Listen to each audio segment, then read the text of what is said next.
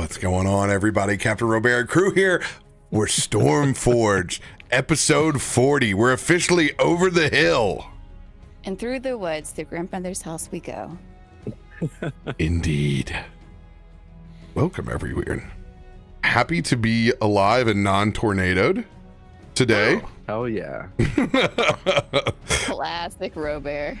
Sucks that was even on the books, always being tornadoed. Always tornadoed. It is the season in the Midwest and Upland South. We just get to live with alerts every now and then that tell you to go in your basement. And then you get hurricane season. Actually, you don't get hurricane season up that north, right? No, that's just called heavy rain by the time it gets to the middle of the country. I loved hurricane tornado season. Great stuff. The fun part, though, the storm recycles on it. Like when it gets to us, it's still cycling. So the rain comes and it's like, Like a tropical storm. yeah, it's just heavy rain at that point. When it gets, if it's crazy winds that far inland, we have so much more to worry about. Coming from the country where the greatest natural disasters we have are floods, your country is persistently terrifying. You know how large we are? You're the size of California. I too would only have two different things happen. But no.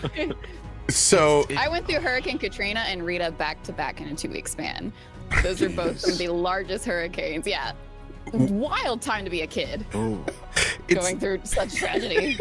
It's not a if, it's a when the New Madrid fault line eventually goes active again where I live. But essentially, my area will become liquefied because if you are not on bedrock, you are on sand here by the Mississippi River. And the last time it went, the river flowed backwards. So essentially, That's some rapture shit. That's some biblical shit. So I would repent immediately. everyone in my area has like, it's not morbid. They're just like, hey, what happens whenever like this whole land just disappears? And I was always like, I'll go back to bartending and serving drinks with umbrellas somewhere else. Like, I don't know. You just joined the swamp. We're already underwater. And we still exist for some reason. But you always got to have a boat. You got to have a dinghy. Because whenever the hurricanes hit and the floods, how is she going to get to your bus stop? You got to boat through your front yard. I got wild stories growing up in the South. To go South. to your bus stop is so funny. Yes, there's no excuse. Get to school. Your buses are free. In California, they cost $400.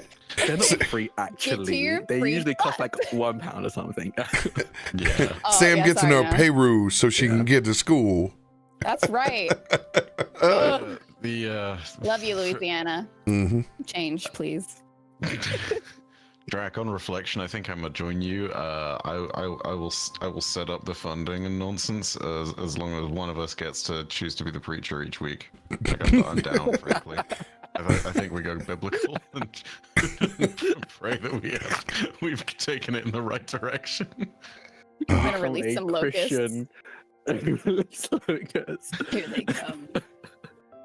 Hey, Drak, and remember this time with the frogs, we need to make sure that they all come out in one big group. We can't do it like In one go? piecemeal, Okay. Yeah. because one frog is not freaky at all, but a whole bunch of frogs typically is. So I thought you meant one in a while. I have been in a storm that has rained frogs before. Oh my god. What? It picks them up like you have a yeah, it picks. you have them a up and water just- you have like a water sprout that goes down the side of the Mississippi or whatever, and yeah, it picks up all the frogs and they're like, "Ah!" legitimately one of the only this is so weird. My dad recorded conversations with his great grandparents at the time being, because it was like everybody was trying to preserve what memories they could from them. And yeah, this is one of his only stories that he could coherently remember, was the time when he was alive and he saw it rain frogs. When the time he was alive. Yeah, like they're not big ones, like they're like the tiniest, like they're small little, they're small frogs, but yeah, I have seen it. It doth indeed happen. It doth indeed get biblical. Yeah, let's do a charity stream where we just tell stories of our childhood. Weird phenomenon. You don't have to go to the Appalachians to get weird, boy. I'll tell you all about the stories. Back in my day. Who's got big announcements other than Raining Frogs that they want to hit up the audience with? Do I 15 projects, 3 of which I can speak of, one of which is commissioned. You can see the mental sieve just going. Pick 2 that are your favorite to talk about right now. The busiest man in the business. I think you trying to figure out what announcement you want to do for the projects, at very least, you need to take some sympathy, because for them, you are the great filter. You are their Fermi paradox answer. Like, you need to understand the responsibility that lies with you. Someone else go. I'm still thinking. I will go because we have something very pressing. So if you do not know, Edward Spence over here GMs a show that is in its 3rd season called Eden Falls, which is a charity-based TTRPG using the system Tales from the Loop, and it happens every Tuesdays over on Twitch.tv/Wounded Warrior Project, which is also who I work for. So we fundraise for our warriors and their families, and also have those live donations affect our games, which is silly good times. It's a lot of bad stuff. Content warnings for you, really. But even though it's on Tuesdays, we missed the session, so we have to make up to be in a certain timeline. So tomorrow, if you are feeling cute and quirky and have nothing else to do, you can come over there for season 3, chapter, is that 8? Oh, and we only have 2 more. You don't have to have watched the rest of the stuff to be entertained, so it'll be an entertaining session. Actually, they all will be. But regardless, yeah, that's what I got to announce. I was going to announce that. I know you were. That's why I was like, I'm going to do this time. So I have something of Drak's to announce, actually, that pertains to the both of us on Monday at 7 p.m. UK time, which is 5 p.m. 2 p.m. Eastern, and something Pacific. 11 Pacific. You can check out over on the RP Geeks Twitch channel a brand new 4-episode miniseries of Orbital Blues Black Star. It is sad space cowboys, and Drak is reprising a character that they've played once before over on the My First Dungeon podcast, which, if you haven't listened to, is absolutely phenomenal. And it was a very hard act to follow up, but we have a really beautiful 4 weeks ahead with some very emotive storytelling, some very fun characters, and an incredible cast as well. So do check that out. I'm going to check it out so hard. I'm so excited about this. I know what I can talk about. So Thursday over on Cellular's channel at 8 p.m. Eastern, we got the finale of Our Lives After, a Fabula Ultima and Isekai campaign. So you don't want to miss out on that. We're gonna say it was saying it's the finale of season 1. So we might have a season 2. Who knows? Who knows? We'll see. But check that out. It's going to be intense. Our GM Emma has made sure we know that going in, that there's a chance that some of us will be rough at the end of it. So check that out. And on Saturday at this would be 12 p.m. Pacific, I believe. Tell me the other numbers and I'll help you. It's it'll be 12 p.m. because it's 8 p.m. my time. 8 p.m. UK. 8 p.m. my time, so 12 p.m. Pacific, or 3 p.m. Eastern. Over on Big Bad Online, me, Stella, and Hamna are going to be doing a panel about getting your TTRPG APs funded, getting miniseries funded, and giving out some tips and experiences that we've kind of learned and figured out along the way through trial and error to help people kind of skip the error part of it and try it out themselves, and hopefully get their ideas and actual plays funded the way we managed to, for the most part. So check that out. We're going to be handing out, we're going to be giving out, it's going to be mostly what we taught in Big Bad in person last year, but for anyone that couldn't go, we're going to be doing it in this online version on Twitch, so check that out this Saturday. And I think that's everything. Yeah. Oh, also vote for your favorite TTRPGs in the Crit Awards. Literally everyone here has done really cool TTRPG stuff, so if you want to vote for them, do it. Crit Awards on Twitch. Yeah, even Stormforge. I am in a very fortunate position where I have voted for every single person in this call. I did too. Wait. That is Me the quality too. of work that everyone puts out. I need to get the easy links for everybody. Wait, hang on. All the campaigns we've talked about, I've also put in there. I'm sorry. I'm gonna totally ruin that statement. I'm not up for anything, am I? Because if I am, I have not heard of a damn thing. And when Oh, say you won't know everyone in for a this- bit. So This is right now we're in the nomination I section see, where okay. people can nominate people, and then it'll be Oh, shortlisted sorry. where people actually reach out. I legitimately not a clue, and I was like, no, there is no way. I'm in far too talented company to even be considered. Like, Not no. even. Stop that. You are The incredible. least talented at this table is me, so you should stop. Stop it. What are you Oh no, talking that's what about I'm with your saying because mouth? we're so excellent. I'm- So it's not I'm- even noticeable. I'm, Oh my I'm God. gonna defer to everybody else and say, hell yeah, follow along with it. Definitely jump in with everybody who is doing things on the doing things on the awards, because yeah, support your TTRPG creators. Other than that, streaming again, I guess. Yeah, I am. I don't know if I actually said it. I finally have been freed from purgatory and have fiber internet at last. And despite all sorts of chaotic IRL life nonsense going on, I have been able to sit there and figure out at least a few basics with regards to what I would be looking to do going forward on the streaming side of things. And whilst I need to do a bunch of setup stuff, the look of it is that it's just going to be real nice and chill, and I just want to have a very, very calm experience that is not necessarily tied down to my main game. So, like, you know, that's going to be real nice. It's going to be fantastic, hopefully. Yeah. It's just going to be real good because we get to actually relax on stream doing things. We love that you have the option if you want to. Yeah. And I can actually do nonsense again. Oh, yeah. No, I won't lie. I would have gotten so much more nonsense done this week if it wasn't for other IRL pressing things. But you know what? We have options now, and that feels cool.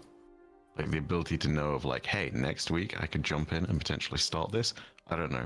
Possibility of being there is awesome. You too can let your community down softly by suggesting that I might stream a certain day and then have literally no energy or time capacity to do it. We love letting our folks down. Let everybody down slowly. There's just a always pressing to be determined BG3 stream that could happen any week if it's available. Yeah. Oh, that's one of the things actually. I want to see if I can nab, I don't know, anybody, like just literally anybody, any human, to sit there and play an on-stream on-mode run of BG3 with me, because my off-stream runs of it are fantastic fun. And you know what? The pressure and the idea of like, hey, let's do all the build crafting nonsense and become stupid powerful. So much fun to me. I can't wait to see that in action. It's great. The fever dream of me waking up at 8 a.m. to play BG3 with you on honor mode. I would love nothing more. You're gonna have nightmares about the early Noel encounters, but yeah, aside from that, 100%. Oh god, it's gonna be like the intros to frickin' not the intros. It's going to be like the early episodes of Meteorian. Indeed. Everybody in huge trouble on top of a cliff surrounded by gnolls. This seems completely on par with what's going on. Become Noel. Knowledge is actually the title of the episode. I saw that. Don't ever be missing from a RoBear campaign. Silly stuff might happen to your character. Only suffering here. At least I didn't come out with like 60 kids. Who's the person that you did something Oh my to when you were God. with? Radio. Yeah. Yeah. Turned me into something. I didn't have a lot of babies.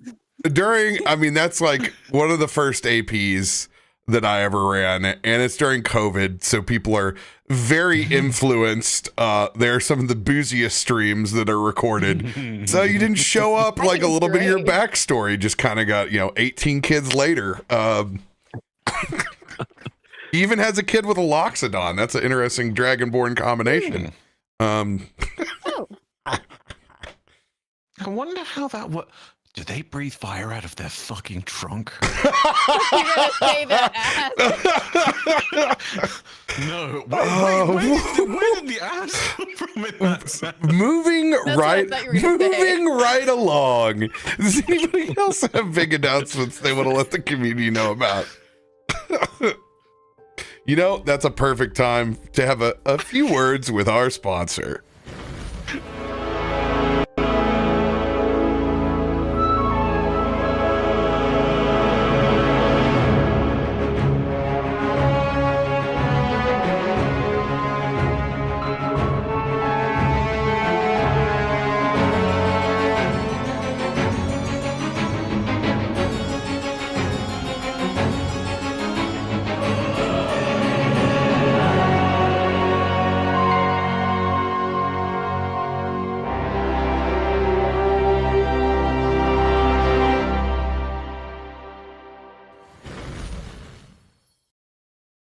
And we are back.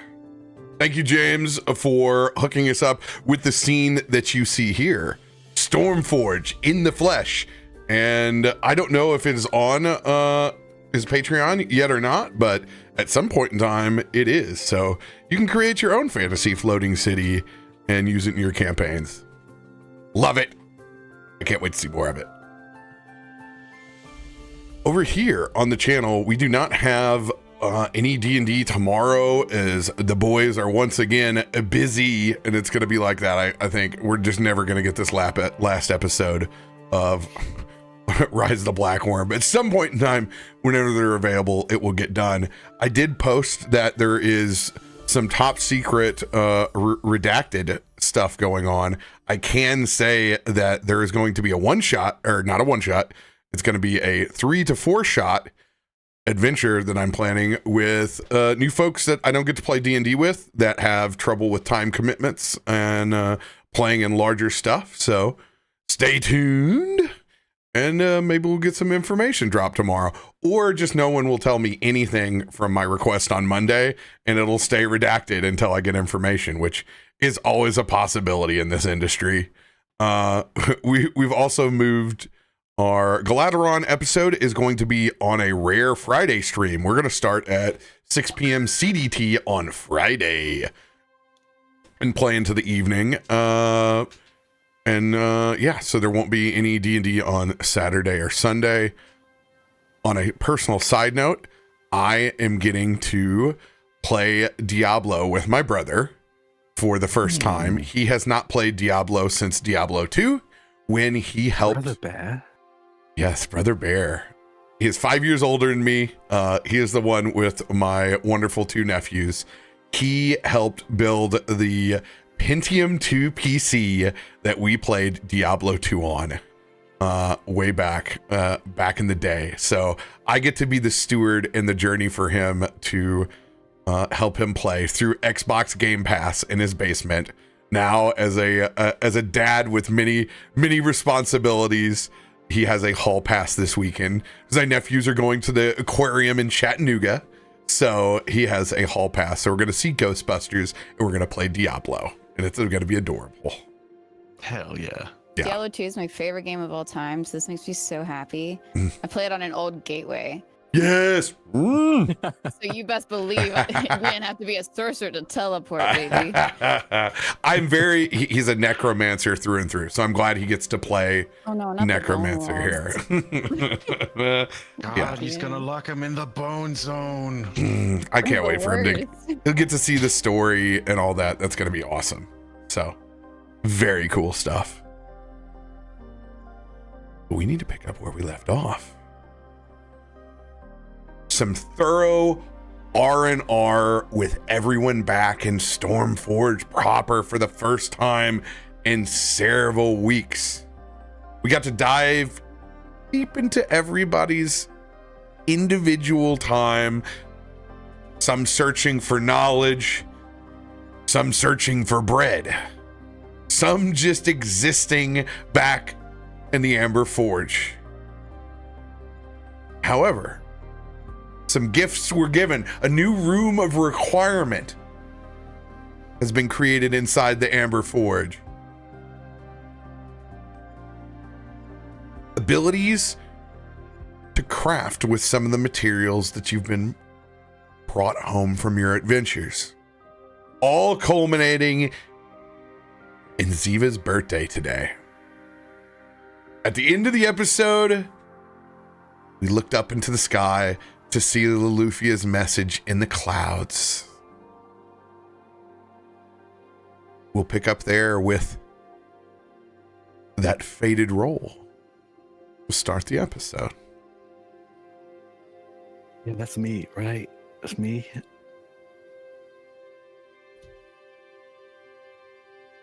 This was for the clan pistol and the breath gland, if I'm remembering correctly. Oh God, yeah, it is. This is the inside the forge itself. And it's your mother's crafting, right? Yeah, plus 15. Yep, it's Iftrin, and this is a 26, 28, 30 DC skill check challenge. Okay, I think was / is Kaiva around in this particular moment? I guess because technically I described this before she got the remove requirement. So would this be before or after? She is in there by herself. She's in there, okay. Yeah, she would definitely be in there by herself, I think. My apologies. No guidance for you. Okay, is it just 1d20? Do I get advantage? I'm using divine tools. Yes, we did say the divine tools are advantage. Okay, perfect. Okay. Okay. So. Nice. 25. Oh, God. I think I was barely on it, right? You said 24, 25, 26. Yeah, it's 26, 28, 30. So you're off by one. You have to use an inspiration to start the day. Yeah, I use a D6. I won't even roll it, but auto success. Describe the first parts of forging this. You seek Iftrin with sat. I think first you see them sat by a desk, a beautiful, probably I'd imagine maybe even like marble workshop table in this room of requirement, and sat in incredibly comfortable seat. Probably there's maybe even a moment where they sit down and almost taken aback by how soft this is on like the wooden stool they use in their forge proper. And after getting comfortable, after getting themselves in a more comfortable position, they start. The most important part is breaking apart the clan pistol and doing it in a way that doesn't damage anything, but just separating the bits and pieces so they can work on each part individually. And I think that's probably the first check because they haven't had to do this for probably literally over a century at this point. They've never had to work or improve on this clan pistol, just maintain it and nothing more. So I think there are moments where these tools are maybe sharper or sturdier than they realize, and they have to adjust themselves. I think that's what inspiration is. They miscalculate how precise and how sharp or efficient these tools are, and have to recalibrate how much pressure or force they put into the clan pistol pieces as they pull them apart. Yeah, I'll do the second roll. Okay. So you said 35 for this one? This is 28. 28. Okay. Okay, 28. I don't say that. Okay.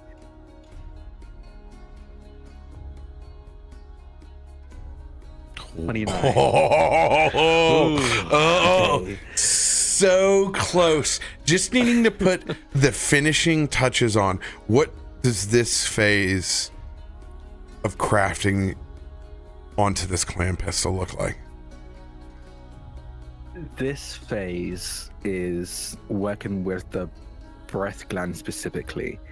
They're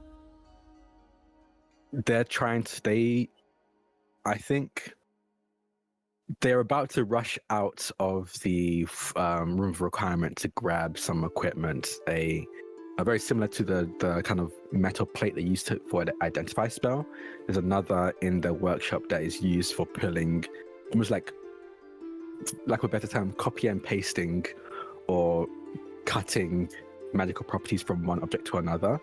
And they were going to rush out to grab that in their forge proper.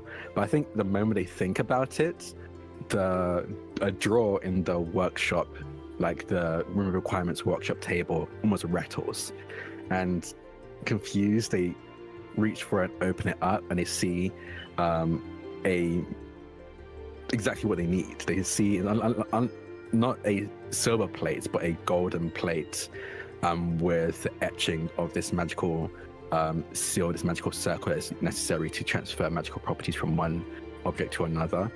They see that appear in this desk, and with the excitement of Ziva on their birthday, to be honest, they grab it, set it down, and start working with that, heating the plate up and then holding the glands over it as they draw, almost like putting threads from a sweater, draw the magical property from the glands and begins almost weaving them into the clan pistol pieces.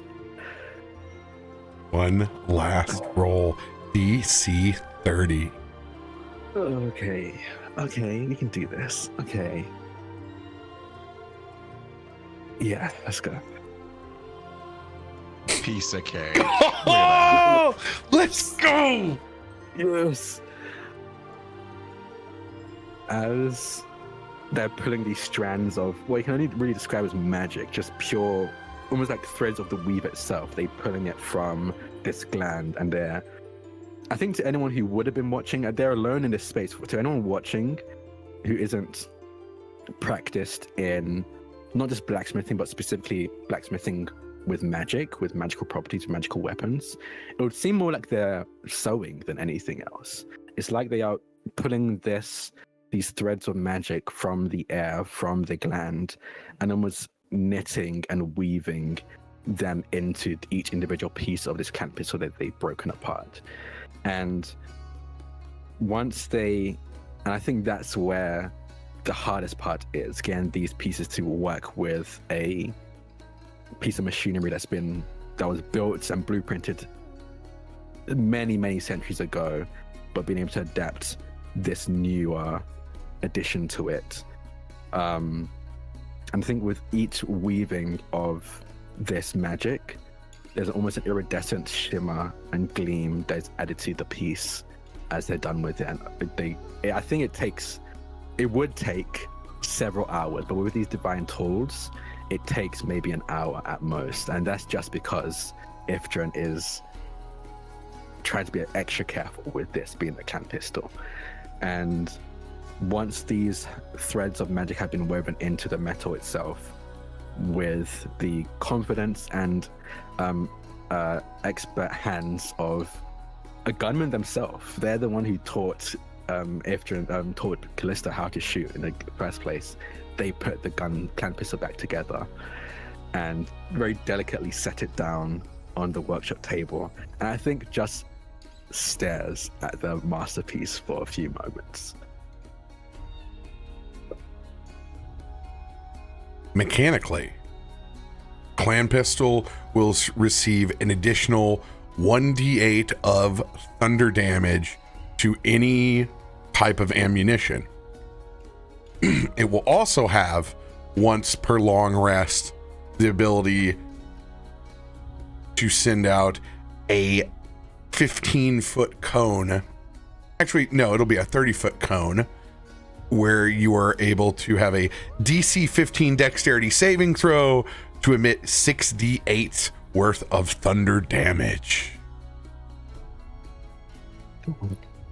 Who needs Lolly anymore, am I right? Dear God. Ifjun kind of puts their hands on their hips with a lot of pride on their face. It just goes, I think this might be my best work yet. And grabs the pistol and rushes out to find Kallisto.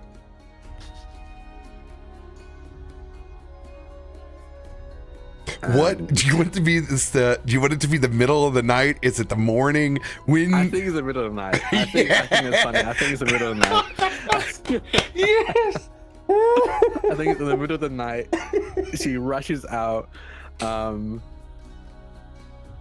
honestly don't even think she knocks. I think she swings the bedroom door open. She swings the bedroom door open. And makes a beeline for Kallisto, who's just out cold in bed, snoring loudly. What time is it? You might still be wrapping presents. You might still be wrapping presents. This is like, I think it's probably like 10 or 11 p.m. It's not middle of the night. It's just evening. Oh my! I think Kallisto's out cold for sure, though. Kallisto's a deep sleeper. Yeah, just swings the door open. I assume Loluphia's awake then. I would say that she's just gone to bed. That moment of where you're like, like my exhausted body can finally relax and sleep. And as soon as she hits that moment, you break it. Yep. The door swings open, you hear it slam against the wall. There's literally no restraint as they burst through into the room. Loluphia, is Kallisto awake? She just barely opens her eyes and just staring at the ceiling. I will find out. And she lifts her arm and like whacks Kallisto. He goes, oh, yeah. What? Mom's in here. 5 more minutes. Loluphia starts to sit up, looks down at Kallisto, and then up at Ifrit. Well, you saw. He's not awake, but I can get him. Ifrit... No. He used to do this all the time with Scorn. Hold on. And he's going to go over to Kallisto and just start tickling him to wake him up. And Kallisto... Oh, man. To do that to your son in front of his partner in that setting. Ifrit doesn't care. He does not give a shit. I can't. My mom used to do it to me. It's horrible. That's like a nervous system reaction. I'm not gonna make the sound, but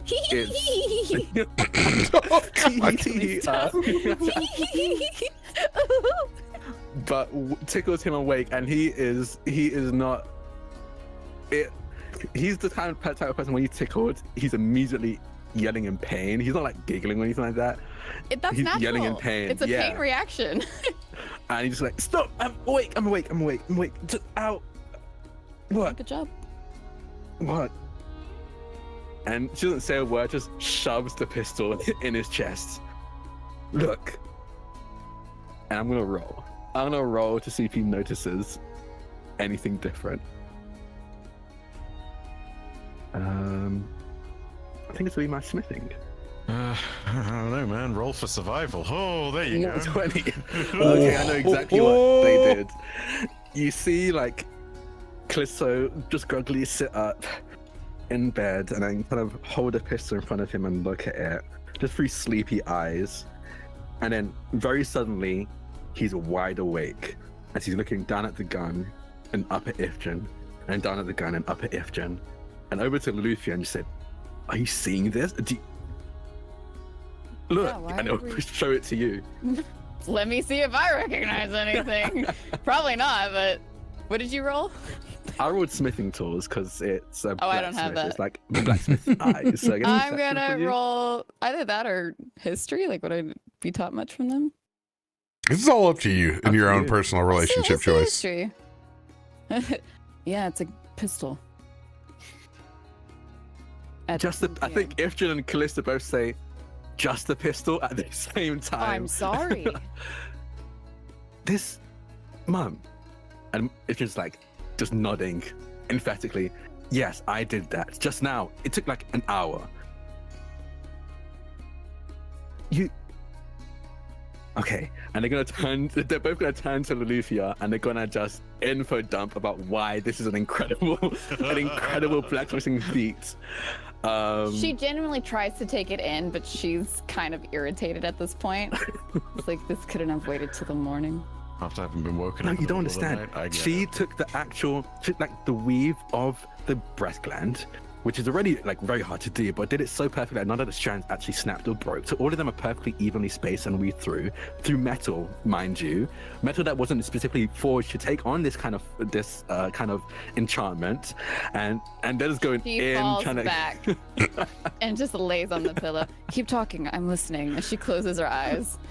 They keep going until like you're She out would cold and they're fall still talking. asleep. But she doesn't snore. Like, she's stiff as a board. Yeah.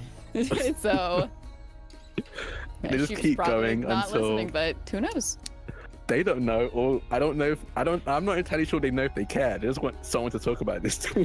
So just keep going until they win themselves out. And it's like whenever you're almost asleep next to somebody something who's still talking and you react with Oh, Yeah. just don't like at me like natural that. things. Don't at me like that. I swear to God. I do it to Eric. Is this actual scenario right now?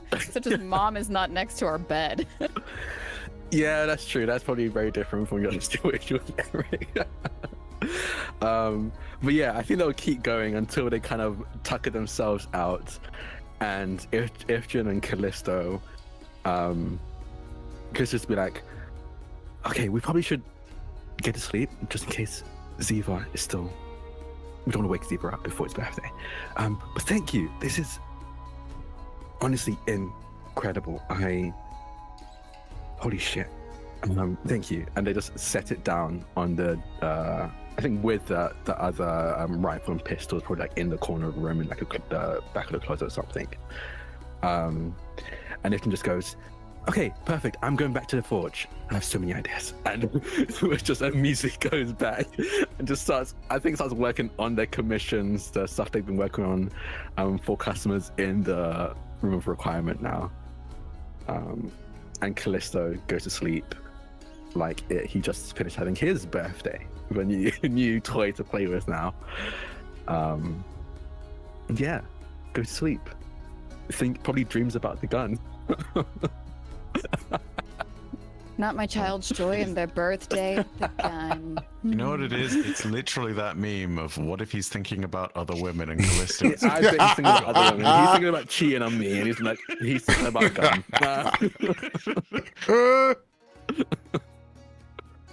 Whose pistol? Yeah. Mm-hmm. So who's this side piece you keep going on about? Yeah. She's great to hold. She feels great in my hands. Yeah. What do you mean? Wow. What clan is great she response to part my of? trigger finger. She has a great response to my trigger finger. It feels great in my hands. I don't know. The pistol. Ooh. Oh, whoa! I saw that. Cloud Dragon clan pistol. That is. Oh, and you got the optional dex save for the thing. Oh, that's cool. Let's go. So then it has the button, and then down at the very bottom, it has a little ... other formula, and that is your breath weapon damage. So it's all there. Oh, Oh my god. cakes and pies, cakes and pies. Yeah, it is on your character sheet now, Kallisto. Perfect. Thank you.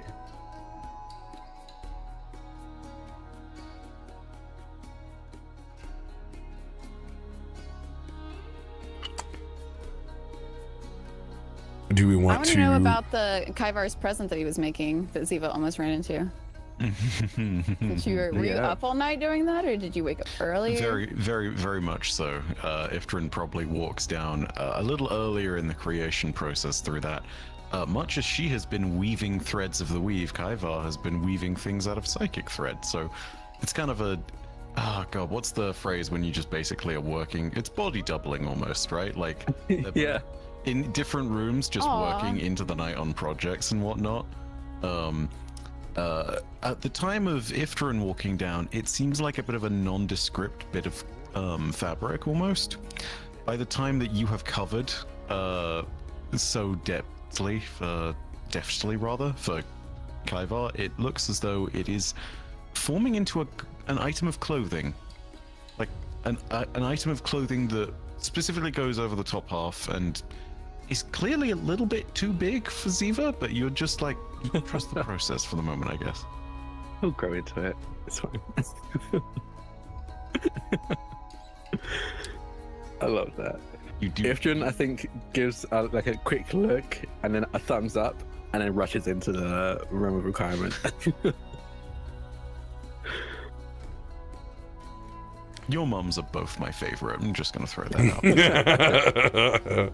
I don't get to say that in many contexts here on the internet where it can be considered wholesome and fun and also genuinely honest. But legitimately, your mums are both my favorite. Kallisto's It moms is a have got lot it of going fun. on. They are fantastic. They do. I love that they put up with our high school level of like gathering and eating at the house, even though we're adults, like we revert to children inside their Yeah. house. Yeah, that's one of my favorite things to do. Like, especially playing the moms. I'm like, what would my mom do to me despite my age? I'm still a child to them. What would my mom do to me? Coming home with all of your washing from you and being like, Yeah. Hey. It also It's £5 per psychologically, wash, so I'm saving money technically. it says something about us, some like ultimately craving, you know, to be a child for 15 or 30 minutes out of the day. Yeah. Speaking of coming home, what did Myshkin do outside? Did you ever come inside? Yeah. Did you Myshkin ever was Been out find there. whoever you were looking for? Myshkin is walking for some time and eventually finding a small cubby hole just above the rooftops. Not trying to keep out of sight particularly, but just climbing up across terracotta tiles and up onto the spine of one of the roofs. He sits and he puts the finishing touches on Ziva's present.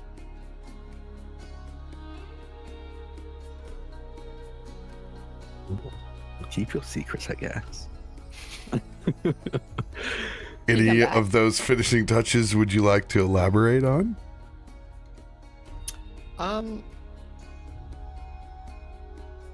You can reveal it on the day if you like. Yeah, it's Yeah, totally I your think choice. I'll- I'm not trying yeah. to. Yeah. No, it's simple, and it begins with writing, and it ends with a knot.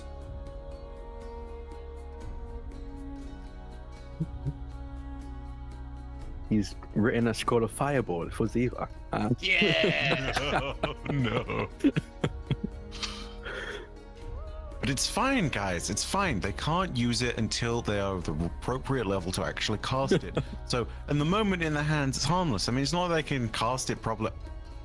What if you throw Ah. a scroll of fireball in a fire? Don't do that, Kallisto. Oh yeah, no, don't do that. Bad idea. I'm pretty sure nothing will happen. You need to say the verb words I don't and the know. components. See, Myshkin I'm put pretty sure is something not to it. is not 100%. You know what I mean? I can't remember. Did you guys reveal the familiar yet? No, No. we haven't yet. Okay, yeah. I don't. I have Ziva doesn't even know what it is. Ziva technically doesn't know it yet. But Yeah. It'll all be revealed in due time. Patience. Yeah. All Go right. to a day then. I can go to a birthday. Do we want day. to pick up with Lolly and Ziva outside, looking up at? Yeah. So at some point, she would have gotten up early, obviously because she wanted to hopefully be awake before her son, who didn't sleep.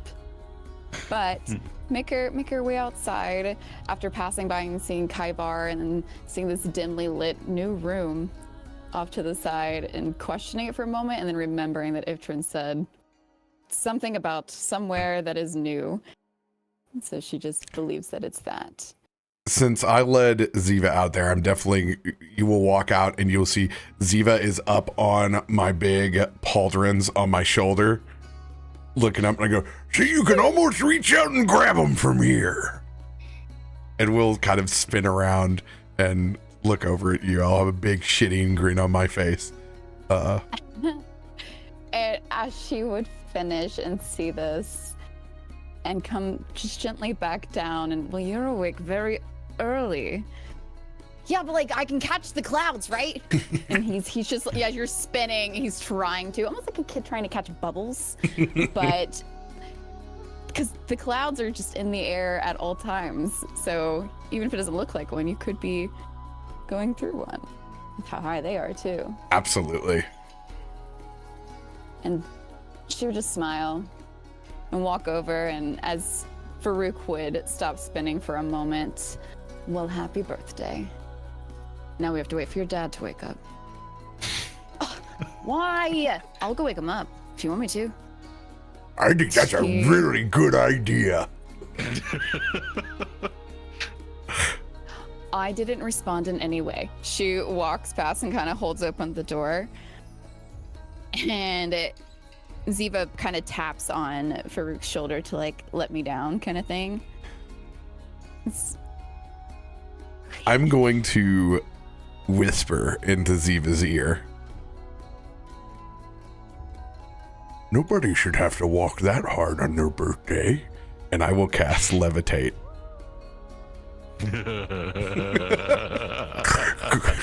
You should go wake him up.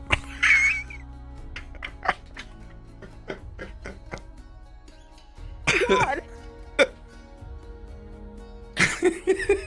I don't even want to roll for it. Lolly sees this and her eyes are just wide, but at the same time, don't be the Debbie Downer of his birthday. But she looks at Farouk. And it wasn't so me. Excited. Yeah, doing it myself. As he levitates then past his mom. Just no sound in sight. It can't be heard. Kallisto wouldn't know what hit him because this sneak is at like 100 right now. With no creaks in the floor. He is out cold. He was up way too late just depositing information at a sleeping Loluphia. So when he finally fell asleep, it was very late into the night. And he's just in bed. Yeah. I think he's very good at keeping still and not moving, but the moment, it's almost like his body knows the moment Loluphia's out of bed, he's like, okay, I can starfish now. So he's splayed out on the bed right now, snoring loudly. And so Ziva probably can actually hear you as he's going up the stairs. And so doesn't even mind if he opens the door loudly, but he does. And he looks around for a moment. And he goes toward like a little linen closet. And he opens it and he grabs a white sheet as he makes himself a ghost. And he levitates over to his dad and it's like right in his face, but moving his arms about so that he looks even more flowy underneath. He's like, ooh, it's my birthday. And does it louder and louder until he disturbs his dad. Let's see. I'm gonna roll a perception check, not to wake up, but see if I immediately recognize this as Ziva. I do not know who this person is. This is Give me the gun. Oh, I don't pull out a gun. No way. You know what? Damage. I pull out Darkheart. Oh no! That's so I rolled that for him for his performance. Oh, even better. Okay. Even Okay, better. okay. Nat Okay, one. so I can see. He's so bad at it. Yeah, so I can tell this is Ziva. Okay. Ooh. So goes the afraid of no birthday pass. Okay, in that case, he never really starts awake. I think that's just always how he wakes up when he's like forced awake. And then looks up. Ooh. And he stops because he doesn't realize like I should keep moving. Oh no, honey, I think we have a poltergeist again. Sorry, I'm busy. You handle it. Okay, That's right. I'm Ugh. a guys. Woo. I heard. And he'll like as- turn around and pick up a pillow, like a poltergeist, and he'll kind of just like throw it at you. Oh, ow. Good morning. It's gonna slowly Good pick themselves morning. up out of bed. Wait a second. And they'll look down at where the feet He lowers should be. the sheet even more, like he like lowers it more to the ground, knowing what you're doing. Ooh. They're gonna stick their foot underneath. Why are you levitating? I'm a ghost, and he levitates past you, like out the room, to try to get away. Happy birthday. Thank you, but I'm a ghost. That's that refuses to elaborate meme in a nutshell, really, isn't it? How long Yep. does this levitate last? RoBear? How long does levitate last? At least 10 minutes. I think it is 10 minutes. Good. I was like, oh, please don't make it a day or something. Oh, Yeah, it's 10 minutes. Yeah, 10 yes. minutes. Day, God. Can you And Ziva would imagine? make it downstairs. I upcast Revealing it to himself. a 5th level spell so that it's an issue. So that it's infinite. Just floats into the sky and Stormforge like a helium. My people need some me. some Wonka shit. Some straight Wonka shit. Yeah. Kallisto will... Yeah, Kallisto will splash some more on his face, wake himself up properly, and head down the stairs to immediately look for Loluphia. Why is he levitating? Is that a new spoken learn? Do we have to worry about being able to levitate now? I didn't even think about that as a possibility. Yeah. But no, if That's not him, though. if I know my knowledge of levitation, no, he'll be fine, and it's Farouk. Can I have a word with him? I forgot everyone is here for the birthday. Okay. Okay, that's a lot of mouths to feed because the kids are coming over as well. So it's gonna be... Yeah. It's only Oh, his closest okay. friends, though. I think. I Did don't you know. invite them, or did we leave Ziva to do the We inviting? left 'Cause we Ziva to do it. Okay. Oh. Okay. Where's V? Is V awake? And she's smelling the air. I mean, it smells like it. Unless it's Yeah, somebody they're else. definitely clanking in the kitchen. I think they woke up pretty early to start cooking and baking as well. And I think if you call this for, I just called it RoBear. I was going to call RoBear. If you call this RoBear, I think Kelthad is here. I think Kelthad would be. Oh, at the yeah. It's Yeah. Cuddles. Cuddles. Real nice of you to invite me. Cuddles is Doesn't no always way getting to leave if Kelthad is He here. doesn't get it. Yeah, that's true. Cuddles is yeah. working overtime, so Yeah. He's doing all the reports right now for our audience. So yeah, you hear a clanking of pots and pans in the kitchen, and you know it's definitely V and Kelthad. I think we definitely invited Kelthad to help with the cooking and just be around with us. But it's And Kelthad I have and to V in the invite him. kitchen. He knows the date. Yeah. Every year. Yeah. And I think V will pop her head out and just goes, "Yes, I'm awake. Do you need anything? Can you, everything you're going to make, can you double it? Because the friends are going to be staying."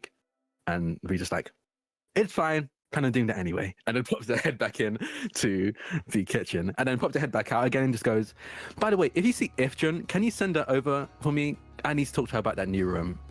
I need an explanation. And then so pops their head back in. Farouk will pop his head over with a bandana tied in the front and a full apron. Very, very sweaty in the kitchen as well. Don't worry about anything, Kallisto. We got it covered. Okay, yeah, okay. Lolly pats your back. Don't worry.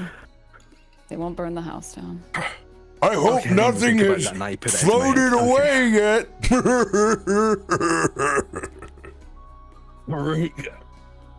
What?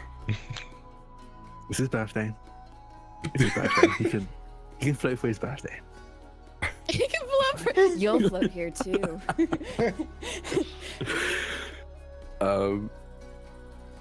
Yeah, and I think it'll just be V cooking with Farouk and Kilstead from the sounds of it.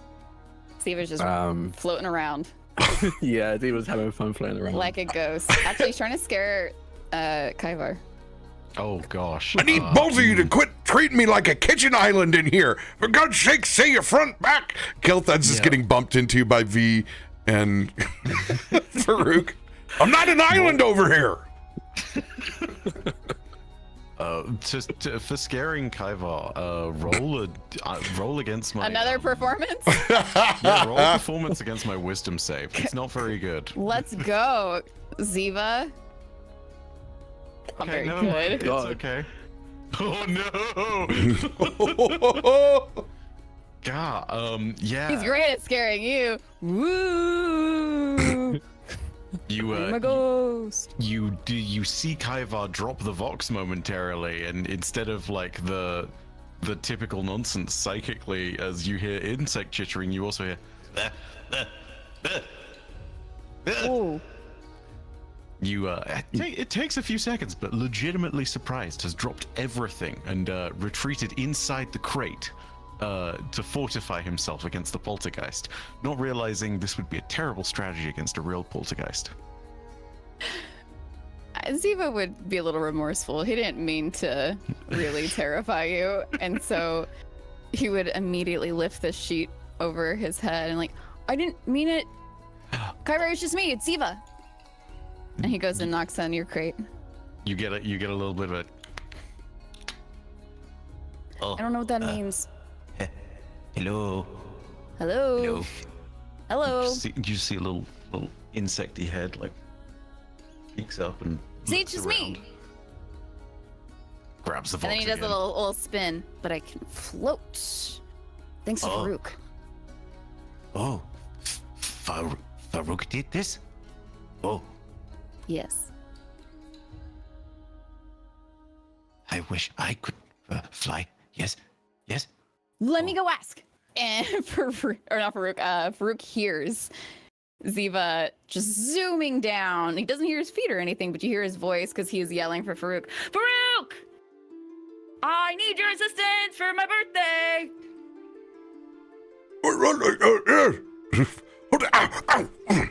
God, I can resist it and it still hurts. We have pretty intense forges even for folk, so be careful. Wear mitts. I thought I could get away with it. See, even you're not above reproach, Farouk. Go, get. He hangs his apron and he comes out. Yes. Can I ask for another present?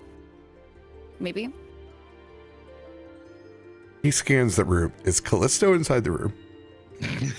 I mean, they're downstairs. I don't know exactly where. Do I need to roll a It's not a big perception place. check? I think Kallisto's gone into the room of the requirement. I think Kallisto's curious about this room. As an at least compared to his mom, an amateur blacksmith, they are definitely curious about what this new room looks like and what's keeping everything in there for so long. Room of Perfect. requirement, which has now turned into the perfect place for him to learn how to dispel the levitation. What could I assist you with on your birthday, Ziva?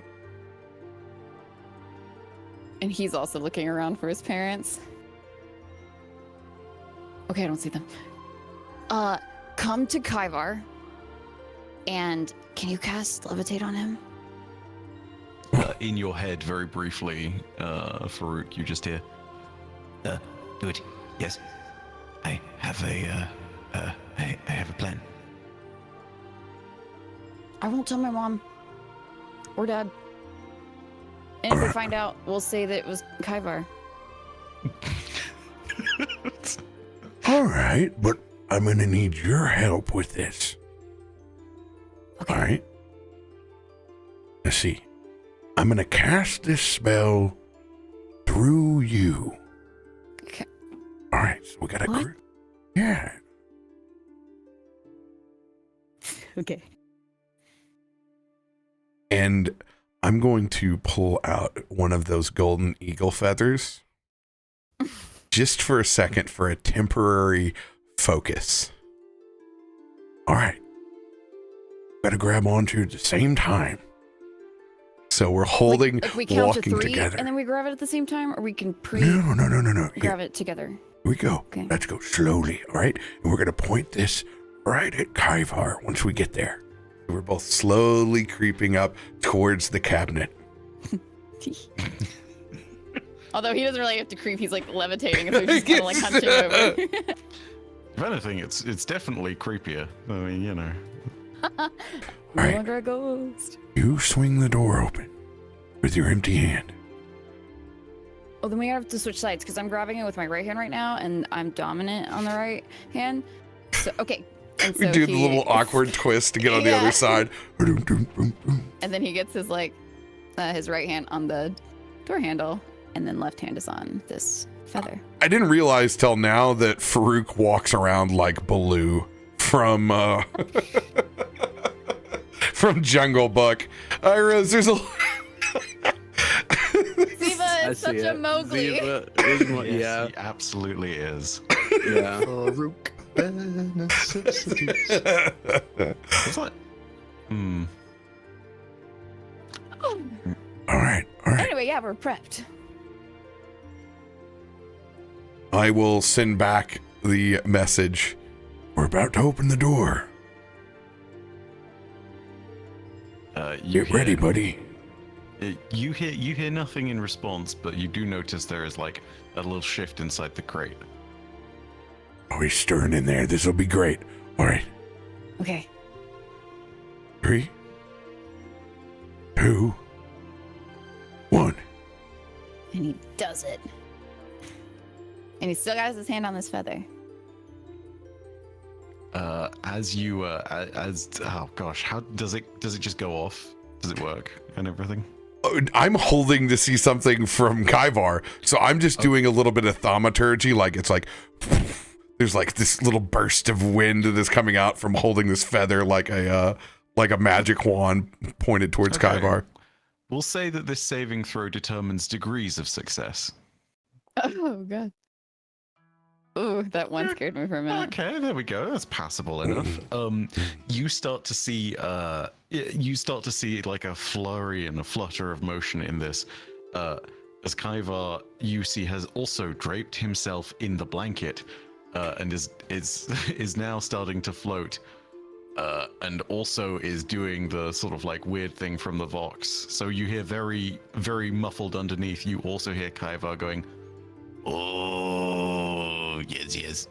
Oh. and it's like he's trying to do the whole ghost thing with the crabby hands that he has with the big hands. It does not look normal. This looks very spindly. It's kind of like a floating blanket star.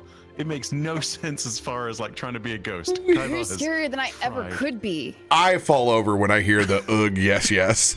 I am down. Imagine your ghost being like, yes. Like, am I doing great? Ah, Am I doing a good scare? Boo. please tell me that Myshkin is in the corner here, like trying to sleep through this. Myshkin is actually headed towards this room of requirement. Oh, even better.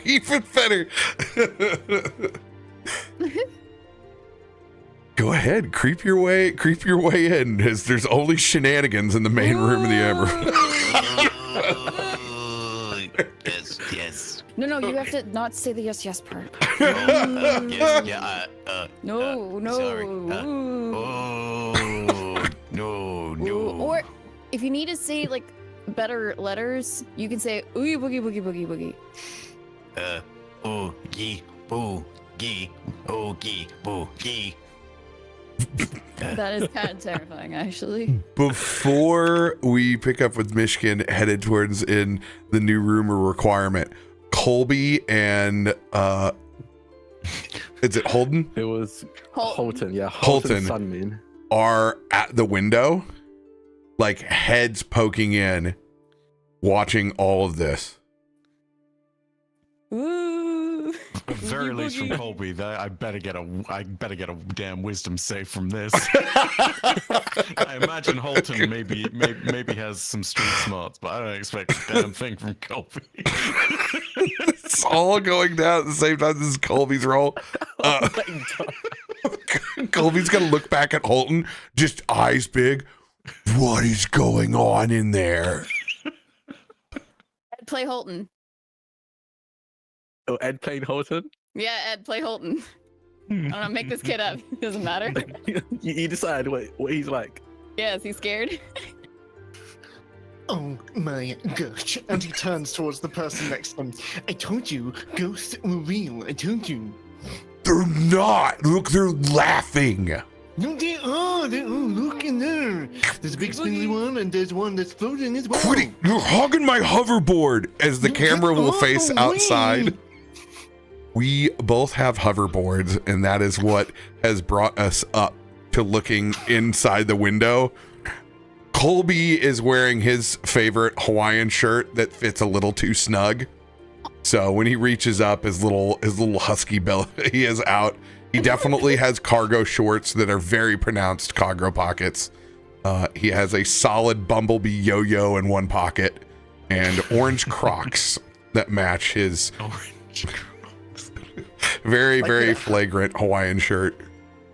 I think the item of clothing that probably best sums up my kid are the high-waisted trousers that reach up beyond his chest. Like, it's almost dungarees without the straps, and there's like a mess of hair, and you see like big round glasses, like magnifying glasses that are connected with a little bit of looped tape in the middle, and they're always perpetually like threatening to fall off and expose the tiny little pinprick eyes underneath, but he just keeps on. He was friends with the nerdiest people. Dungarees without the straps is the best descriptor I've ever. I fear that in my worst moments of childhood, I may have been dressed like this child at one point. Really cool. Let's put it this way: Ziva is the starting quarterback of this friend group. Okay, like no doubt. In every friend group, there's one of each, right? Mm-hmm. Hold on. You're hogging the board. Let's go. Get off my board, and I'm just gonna go in and I'm gonna say happy birthday to Ziva. Okay. Hey, hold on. Help me hide this.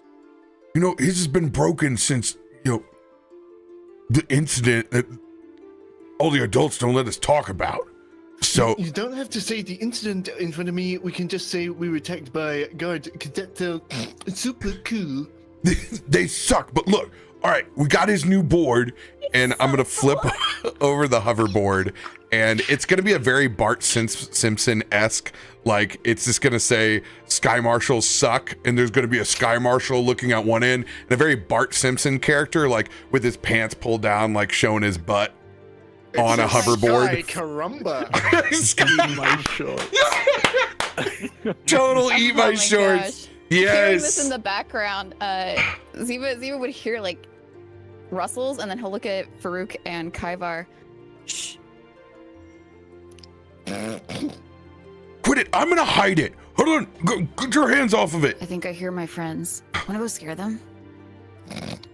Psychically, you hear a reply. Yes. Ooh. Oh, if you have to say yes, yes, or no, no, make sure you say it in my head. nobody else can hear it. Yes. Cool. Let's do this. Farouk, you have to Alright. either levitate or not be present. I'm gonna go Be seen. back to the kitchen where Wait, before you do, what if you like came running down the hall screaming?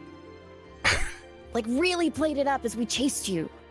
That would be really cool. Kelthad leans in. Oh, it'd be real cool. I think you should do that, Farouk. Ah, God. I think V pokes her head out and goes, "It would be wonderful. You should do it for his birthday." Just supportive grandma. Okay, fine. Yeah.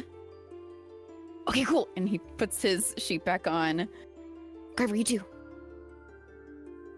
Kyvar is going to briefly cast Minor Illusion as a sound coming from underneath the blanket, and it's going to be just the most ominous, villainous, echoing, like. Ye fools! You cannot banish me!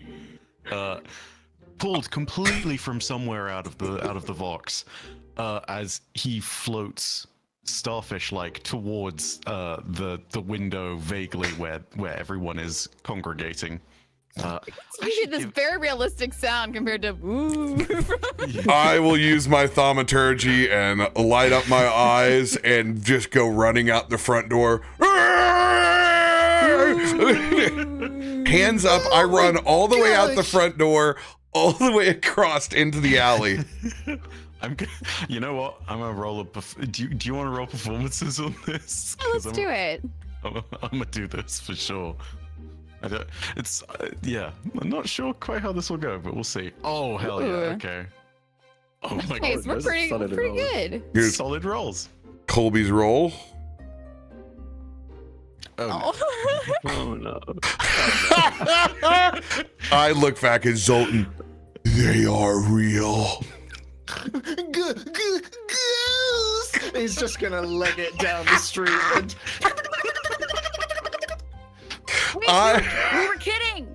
I'm left with the two hoverboards. I have 1 foot on one foot on the other, and Colby just.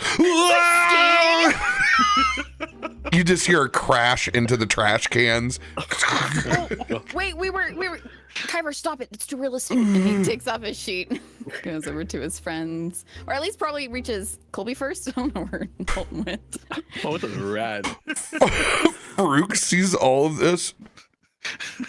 Oh shit. you just said it swear actually, and just coming out from the bins that were knocked into. I was taking notes from Becky, actually. Really? Let me see your notes. He's holding them in front of his trousers, around the crotch area. He doesn't want to take it away. Why are you holding your paper like that?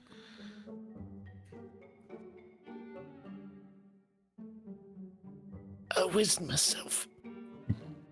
Ugh. Colby like gets up with the banana peel over the top of his head, a little bit of trash. Oh, you're gonna have to wash that board off. You smell no different though, so that's good. I Happy kick. birthday! Thank Happy you. birthday! Farouk, noticing all of this, kind of walks by with this little prestidigitation. No, I was gonna do it as he was. Oh, you go for it. You go for it. Yeah, as he was seeing this, and he loves his friends. He's the coolest one, but you know, whatever. He would press a digitation to make sure you look all clean. No wet spot. Here you go. We got you a present. You got a really cool present. Sorry, He just holds his hands out. sorry, Zoltan whizzed on it. What?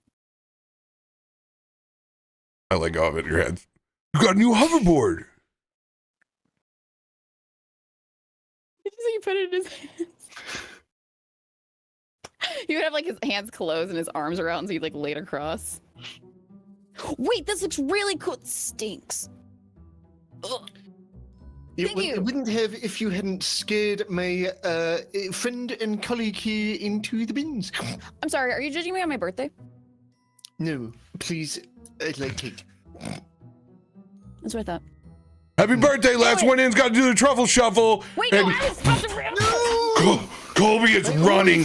He is running as fast as Colby has ever run. RoBear. Ziva just slides past. In a non-aggro, non-conflict way, if I roll a high enough wisdom check to see that this is what's going on, can I cast slow on Colby? You bastard. Really? I get a 1 and he casts a 20 instead. Oh my god. Stormforge just made Kaiva mean. Kaiva has discovered individuality. Oh my god, it nearly was a 1 too, yeah. Fine, I'll roll disadvantage on this. Zoltan, you gotta roll a d20. Yours is straight up. Enjoy. This is a oh no. Yeah, this is Trips over his shoelaces and just face plants on the ground. Oh, my glasses! I'm taking these because it's slow as well.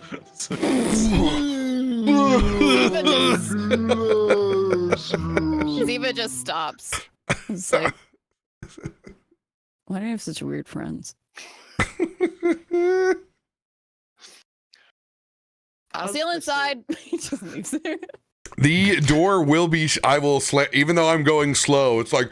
And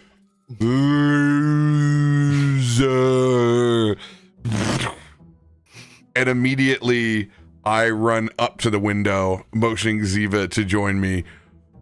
Truffle shuffle. Ziva does. Immediately, he's like, yeah. Wait, how long does this last? Colby looks at you. I don't know. There's at least another 45 seconds of this nonsense. Just gonna say, still an excellent use of a 3rd level spell slot. Zoltan, I want to see it in slow before it changes. What does this truffle shuffle look like in slow motion? Especially with your outfit, how do you expose your belly to shake in this scenario? This child. No excuses. I play kids all the time. Undoes his belt and just slides it down, and so it sort of looks like zoot suit pants a little bit. It's really super baggy as it's around his waist, and he's quite a skinny kid as well, and so he just kind of like does little belly waves, and you can just see like little inchworm. It's kind of weirdly sultry, and you can see like every time he like brings his like stomach in, you can see his skin just clinging to this little rib cage. And it's just like, this is really demoralizing. Oh wait, hang on.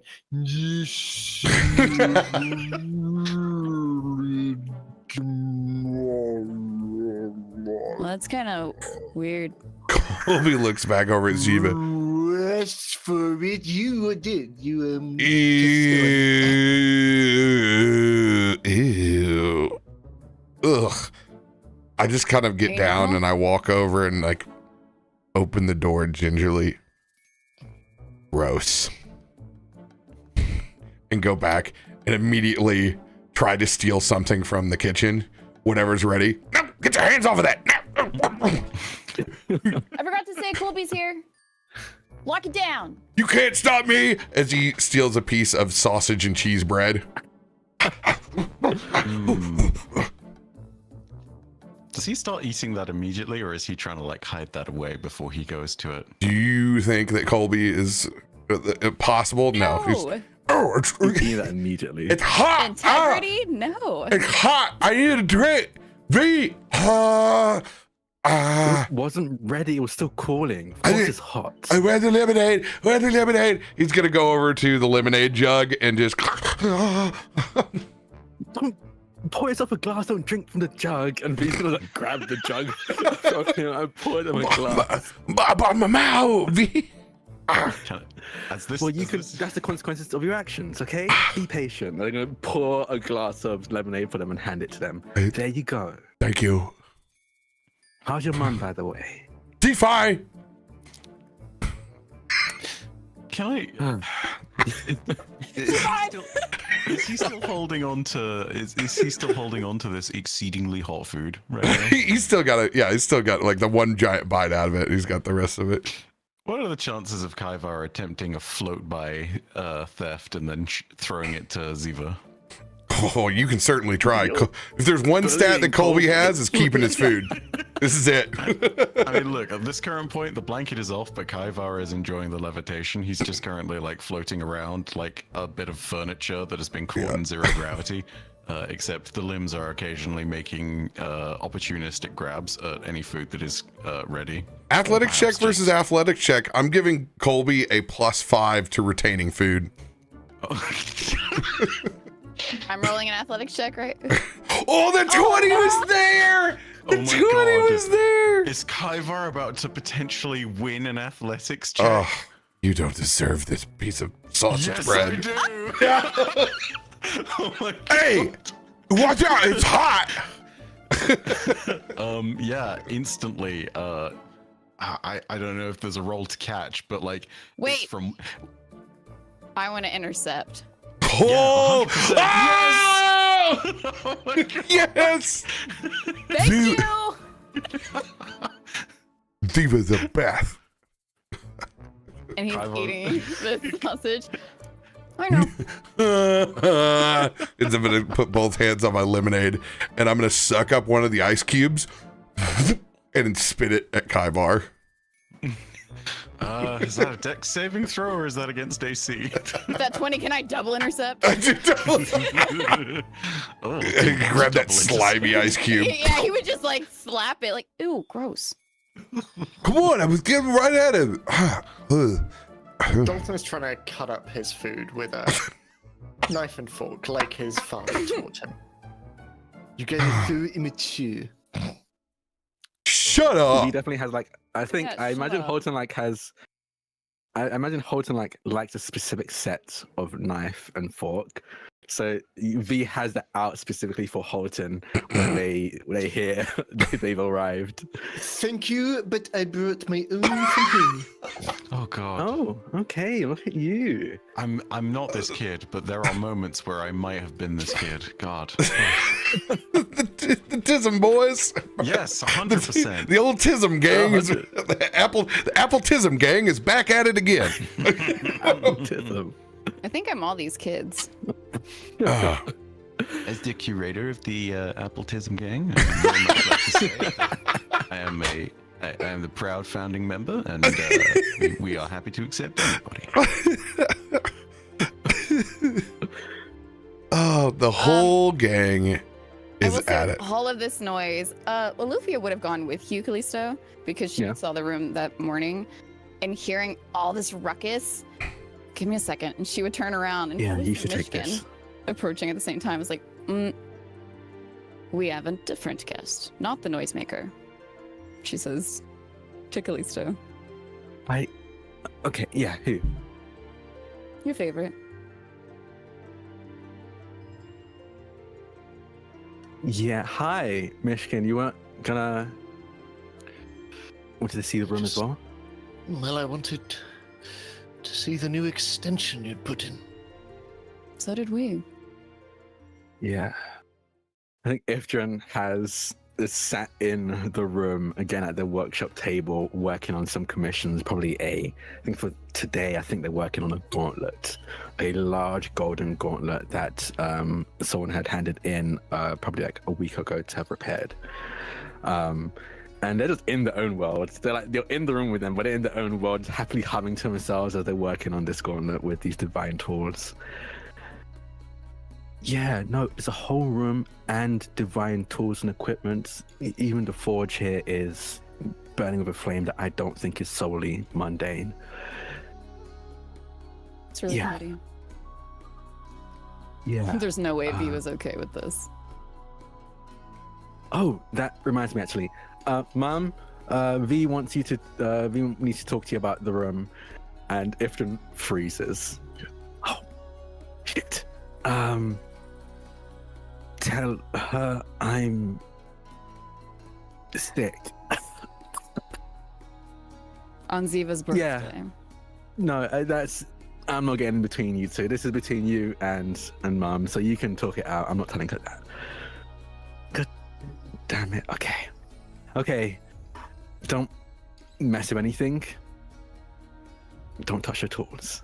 And she's gonna walk out to go talk to B and convince her that she didn't pay for any of this and this just happened. I think we're the three most mature who could have been left in here alone with these tools. You say that, and I think Kallisto's staring at the tools right now. Just like very hard. She mama arms you. It's like, okay, except for you. Yeah. No, I don't think I could probably work She's with got a them new anyway. gun. Also, Myshkin, Yeah. where have you been? Everyone else is tearing up the house right now. Well, I've only come back when I've needed a place to stay, but it's actually why I wanted to talk with the two of you. Oh, both of us? What's wrong?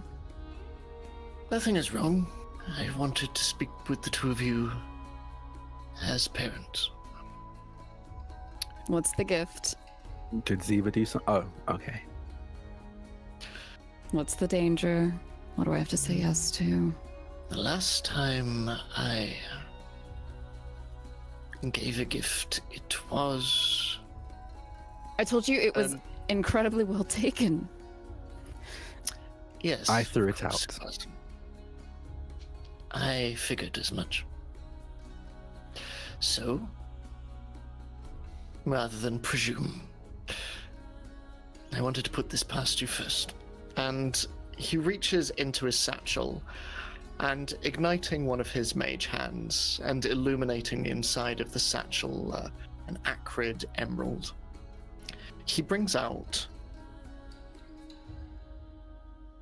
a small set of pages.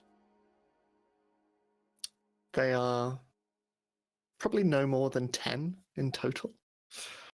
And they are burned around the edges as well, and you get the sense that they are probably taken from Myshkin's own spellbook. And as he hands it over, you would probably get a glimpse of the binding. Very simple string. And it is purple. Lolly would be the one to grab it just because of arcane stuff in nature. It's simple enough. Inside, and you will see and doubtless be familiar, but there are 2 protective spells in there. There is a magical shield of sorts and a magical armor as well. She And I looks at threw in Kallisto. The shield will make it to him this time. But Ziva is your child. I would not presume to give this to him without express permission. What say you? Kallisto has his hands on his hips, kind of looking at the book. Well, Well, kind of looking down at the book in Loluphia's hand and then up at you, Myshkin. When I threw it out, the last gift you gave, I wasn't in a good headspace. I'd felt very betrayed and frankly scared of the danger I might have brought to my family unknowingly. But again and again, you've done incredible work as a deputy warden. And you've had my back, and these spells Clear indicator that you also have my sons, so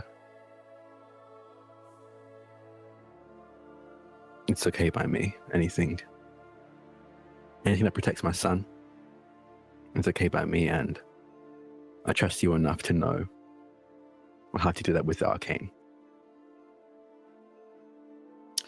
If you flick all the way to the back, you'll also see a fireball spell. Wait, hold. Okay, no. I'm sorry. That was in poor taste. I shouldn't joke. She does, just to make sure. The rest are blank, as he just nods, and no doubt more he learns from his mother. What I mean to say is there's space in there for him to make his own journey, should he wish. Which is an even kinder sentiment, so thank you. But yes, and she kind of hands it back. This is your gift to give, and you have our permission. And he takes it and just nods at you and... Actually, wait, can you add a disclaimer in there? Like, kind of tell him, hey, don't use these around these things, or, just Of course. as a reminder, because I can tell him, but it doesn't mean I'll do it. But he reads it. I am familiar with willful children. I will add something. Thank you. Now, about this room. Yes, and Ifrit said it's something called a room of requirement. It just looks like a forge to me, so I don't entirely know what that means. Well, it came about because of this, and Myshkin just reveals the sword that he showed to Ifrit, and... Oh, yeah. What did she say about it? Does it look any different to us?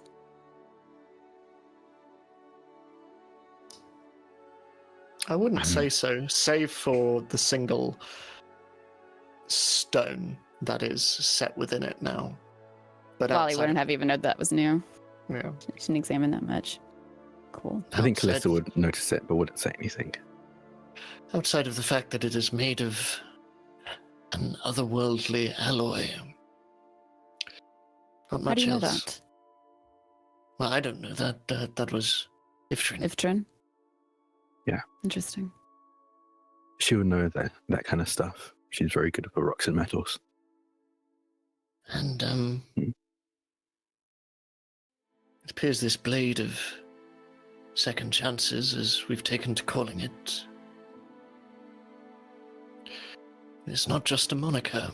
It is broken hammers repair themselves. Entire rooms can be built out of nothing. It is a weapon, but it is one of healing. I do not quite understand it, but it's forged by the Great Phoenix. An entity The Great Phoenix. Yes, an entity I'm not entirely familiar with, but it is divine in nature. Have I heard anything about it, RoBear, at all? Other than what you guys experienced inside the cave whenever you met the disciple of the Great Phoenix? No, probably not. Unless you've done some work trying to learn more about divine entities, in which you can roll a religion check if you want to. That is kind of true. I will attempt. Let's see.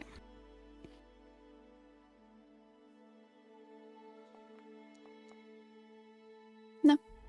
We'll say this is all fresh. I mean, as long as it's not dangerous, it's always good. Anyway, I it's don't- dangerous. Well, As he's not Wait. cursed. I think for this room, it is nothing more, nothing less than a gift. Nothing to be concerned about. I'm convinced. Ifrit seems happy, so that's all I really need. Same. Yeah. All right. Well, if we don't have much business in here, I'm sure we probably should go save some people from the kids. Yeah, okay. Lolly leads the way. You see, Kelton, this is why you always put an extra scoop of powdered espresso inside the brownies. It won't taste like coffee, but it makes them taste more chocolatey. I've never heard anything like it, and I'm not putting any coffee in my milk chocolate brownies recipe that I've had in my family for X amount of generations. I just think if you expanded your mind a little bit... You should try it, Ziva hears. I'm just gonna throw it out there. Then I can have caffeine for the first time. This was what I was gonna say. This is not a wise idea. I have a childlike mind, baby. It's only it's a scoop. Look how large tray this brownie is. My mom and dad are in here right now, so like, if you want to do it really quick, I can try it. It's my birthday. You have to say yes. Of course. Farouk just... You son of a... Kelton, there's children around here. No, there's not. And Ziva exits the kitchen quickly. How old are you again, you little stinker? Go that way. No. How old are you, you little stinker? He grabs onto him. No. I'm not letting you go until you tell me how old you are today. Why don't you know my age? Well, how old am I? You know my age? No, because that's too many numbers. Exactly. Eventually he'll be old and warty. You'll start shrinking by the time you get my age. What's your age? He's gonna go in for the tickle. What's your age? Okay, 15. Don't touch me. I'd say I'd remember when I was 15, really but I don't. Big number. You're a growing boy.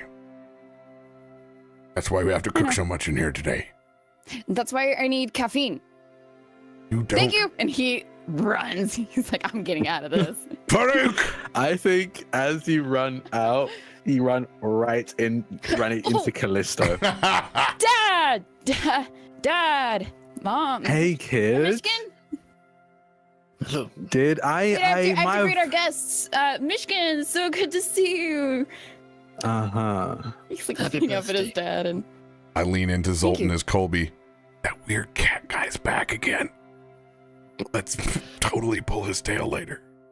Yeah, I don't trust him as far as I can throw him, frankly. I think he's a little bit of a weirdo. Totally. What is this sound? he's eating. Oh God, he's one of those people. Oh no. I am cutting it up into tiny tubes, and I am eating them accordingly. I have a very dexterous cutlery, and he cuts his ziti the long realize way. I'm sounding like the villain from Venture Brothers. Billy Coos boy. This is his beginning times. This is his origin story. Yeah. Zoltan eats corn the long way. Character. Oh my God, not the long way. Oh. That's just weird, man. Anyway, don't ask anybody in the kitchen about the brownies. I heard they're gonna be great. I'm gonna I roll wasn't allowed to perception. know. Oh God. Yes. I didn't hear it. Okay. That or it's system overload at this point. Everything's a psyop. It's just disinformation in your head. Happy Have we opened my birthday. presents yet? I'm gonna poke my head in to the kitchen. V, is the food nearly done? Do you need more time? No, I think we gotta. Here, V, you go. Me and Kelthud will do the final touch. Go. We got it. Okay, thank you. And they'll just like take off the apron and hang it up and just turn to Farouk and be like, remember, wear mitts, okay? Dwarven forges and ovens are incredibly hot, even if you have resistance to it. And then we'll step out of the kitchen. What is Ziva's favorite dish? What is the final thing? But every kid's favorite dish is pizza. Is there another choice? All right, so we have like 5 homemade pizzas going at the same time, and Faroük can't resist. He's also got a baked ziti and a lasagna going as well. Yum. And, you know what? Italian food galore. 100%. There's also the a Italian tray. dwarves from across the way. Exactly. Some serious Bosco sticks that Colby's been eyeing up. They're all stuffed with mozzarella. Mozzarella. You know what? I don't even judge him. I get it. I'd be there. Well, I think in this if world, B getting kicked out, she's like, "You're gonna leave them alone in the kitchen." I have done anything that takes more delicate hands. They can handle everything else. It should be fine. They can handle everything else, which is why you shouldn't ask anything, Ziva. I was talking. There's mage hands He's just flying like, all doesn't matter over if the it's kitchen. birthday.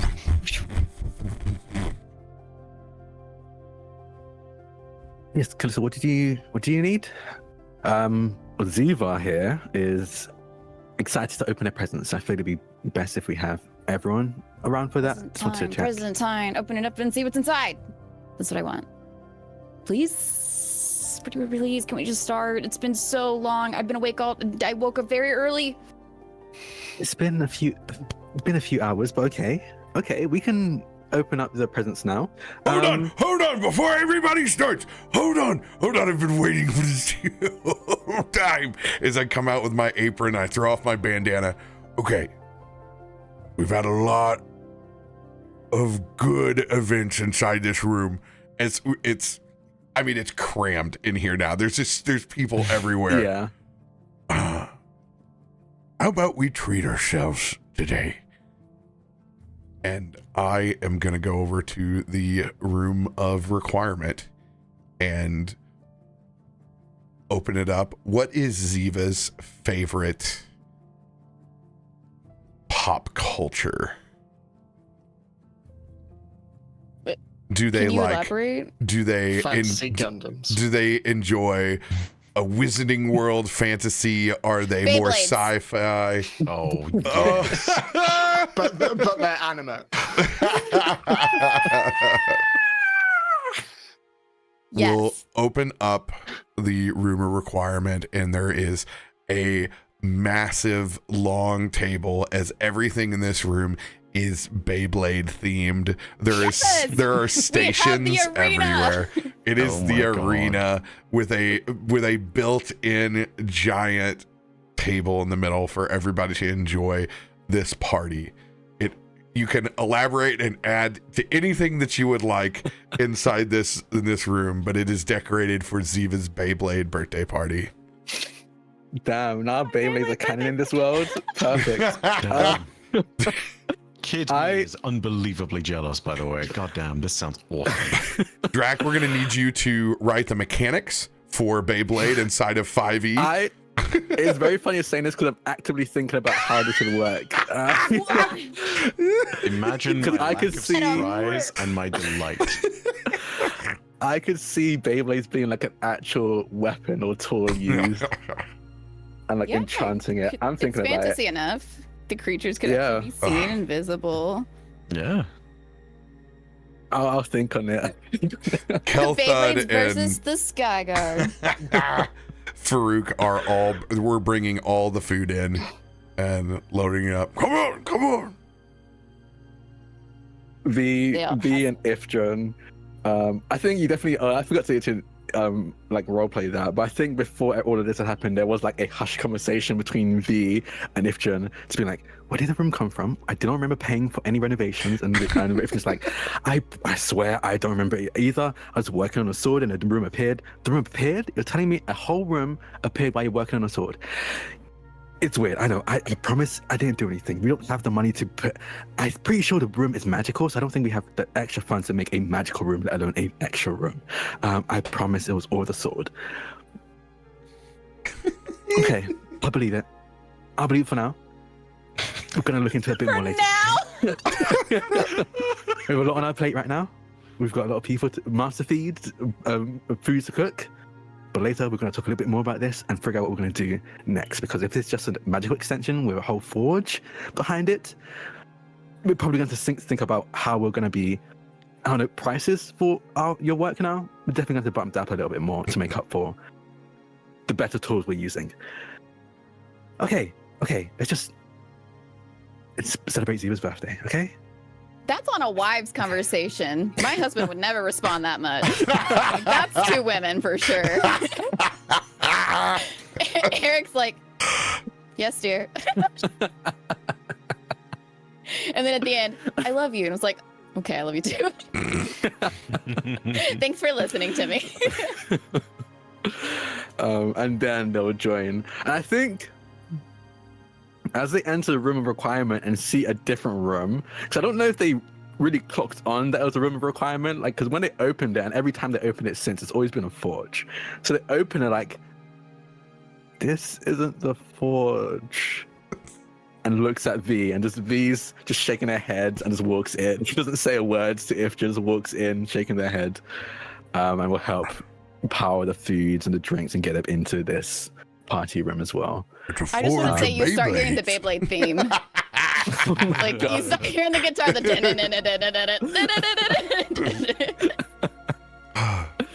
Just on repeat for 3 hours. 3 hours. It's like the Kid Rock song. I'm actually looking this up. There has to be Beyblades in D&D. I would imagine that Colby and he's definitely gonna hop on his hoverboard and like hoverboard into the room. I think. Wait, there's a spell called Beyblade. Yeah, Holt and Colby and Ziva would all be hoverboarding. Just flying One after around the inside other, this yeah. room. Given the Like, I nature assume of the levitate room- is done by now. Given the nature of the room, there's definitely space too. Like, Oh, Yeah. Yeah. If it's Ziva makes the- space if it's not. if it's the arena, you've got space. Like, this is Yeah. a big ass room. Yeah.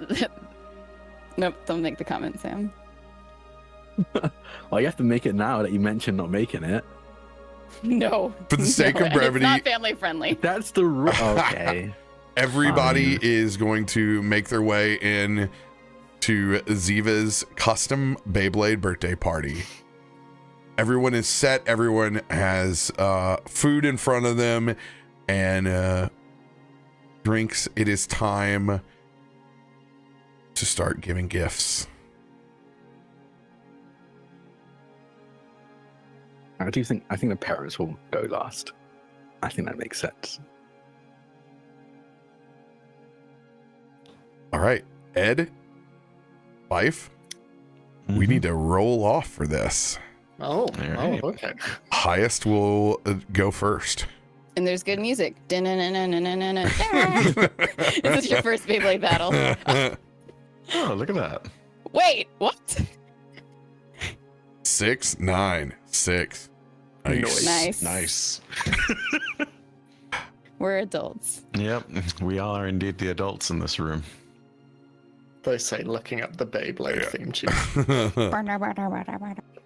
Farouk is going to head over to Ziva. Oh, it He was sitting there, like knowing what's coming. He's looking around at everybody, and like his hands are just out. I'm ready. It took me some time to think about exactly what a 15-year-old needs in this world. Is this gonna be a boring present? Am I a boring person? That's really fair, actually. You're right. Nope, you're not. And I take a big bite out of my brownie. And I set down what is very an uncle's presentation. It is 100% the cardboard tube from paper towels with either side taped over. And it's Is just it a brown. rainmaker? It's just got a bow on top of it, but it's got some serious weight. And he plops that into Whoa. Ziva's hands. What'd you put in this? Open it Do I up. open? You can tell me if this would not be a good idea, but with it being a paper towel roll, Ziva would just want to, you know, like the biscuit things where you like Heck kind of twist it and yeah. it pops. He would want Yeah. to twist it and pull it apart. 'Cause it's just paper in the end.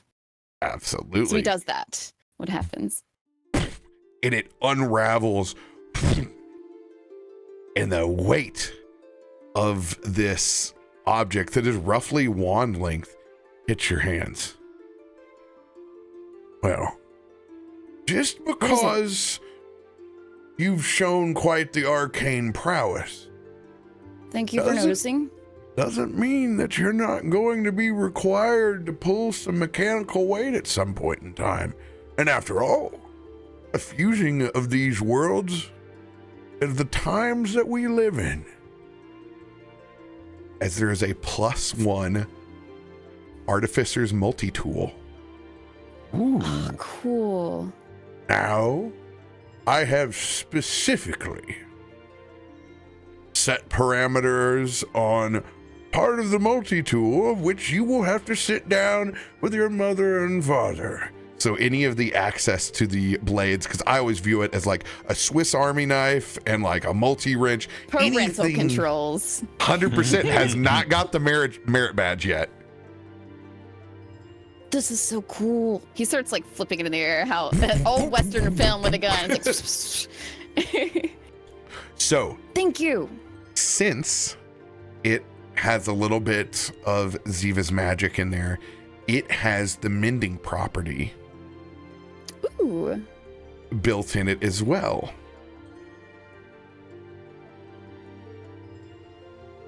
Well, with how much Colby and Zoltner tripping, all right. I'll take care of them too. Fix the glasses. Thank you. This is the best present I've gotten all day. And so the rest of them. It's like everybody else. I look forward to seeing what you create in good time. Happy birthday. Thank you. Appreciate it. And he like sets it down very neatly to his left, as if he's waiting just for the pile of presents. That's for me as well, by the way. I helped pick the model out. You can't combine a gift like that unless you're parents. You have to give me an individual one, Kilthud. That's the rules of my birthday every year. I thought it was to combine. You talked about the mending. You established that rule yourself, Ziva. Be grateful. Yeah, and it's my birthday, so I get to have the rules. Okay, fine. I'll take you for an airship ride if your parents let you. Yes! God, when we're done with the issue, Kilthud. How do I always get myself into this? Once we're sure that we're done with the airship, Kilthud, and Kallisto will give you like a glare I give you a warden glare as they say this. He's 15. So I can almost drive an airship. I can get my permit this year. Ziva steals the airship. Oh my god. You know what? This is absolutely an adventure that would happen though. Like, this is our beach episode. The second time that he runs into Sky Marshals, it's legit carrying Sky Marshals that pull him over. Like, what are you doing? Chase. What are you doing? You'll never catch me. Oh god. Okay. All right. Thank you. I appreciate it, Kilthud. My answer is yes, but you have to fight Mom and Dad later. Next.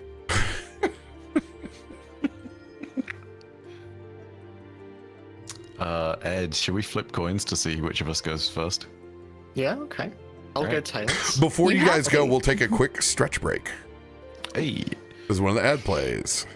Nice. So I've been thinking about Beyblade mechanics. I've been thinking about Beyblade mechanics. I can make there's a quick and dirty version, but if you really want to like break it down, if you want to like build the perfect Beyblade, I think I need a bit more time. But I can think about this. I can figure out what kind of stats a Beyblade could have. It'd probably be like 3 stats. Absolutely.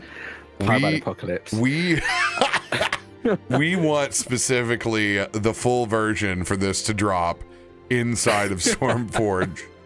In Stormforge, okay. So do we want it to be compatible with D&D then? Is that what you're saying? Yes, we got to be able to do it inside of our Foundry module. That's the only requirement. Okay. So the idea I have right now, so quick and dirty version is Each Beyblade has like 15, maybe 20 hit points, and then there are temporary hit points.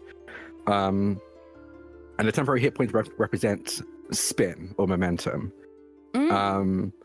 And you can either, I think over time, depending on what model, this is where like you can get very specific with it, but depending on what model you have, maybe you have like an endurance type or a power type or a like speed type, but depending on the type, the hit points will always go down by a dice amount. So maybe if you're like a power type, you roll a d6 and it goes down by that much. If you're like a like dexterity type, it might be a d4 and it goes down by that amount. And each type has like an attack that also costs temporary hit points, but can deal more damage than what is typically lost from just spinning to other Beyblades. So like You're a maybe national power treasure. type might do so a power type might do like a d12 of damage, which will knock, if it hits, will take down the temporary hit points of someone to low down by d12. Dexterity might probably be lower, like a d6 or d4, but I'm trying to figure out what the payoff is. Like, what's the benefit of going dex and taking a lower attack? Maybe fun. Maybe just get to last a bit longer as well, because I think their spin, their momentum will go down by the quick lower and dirty amount to than last a power. bit longer. I'll think on it. That's kind of like I was thinking about this entire time. The whole time you were talking, I was like, how can I work this? Dang it.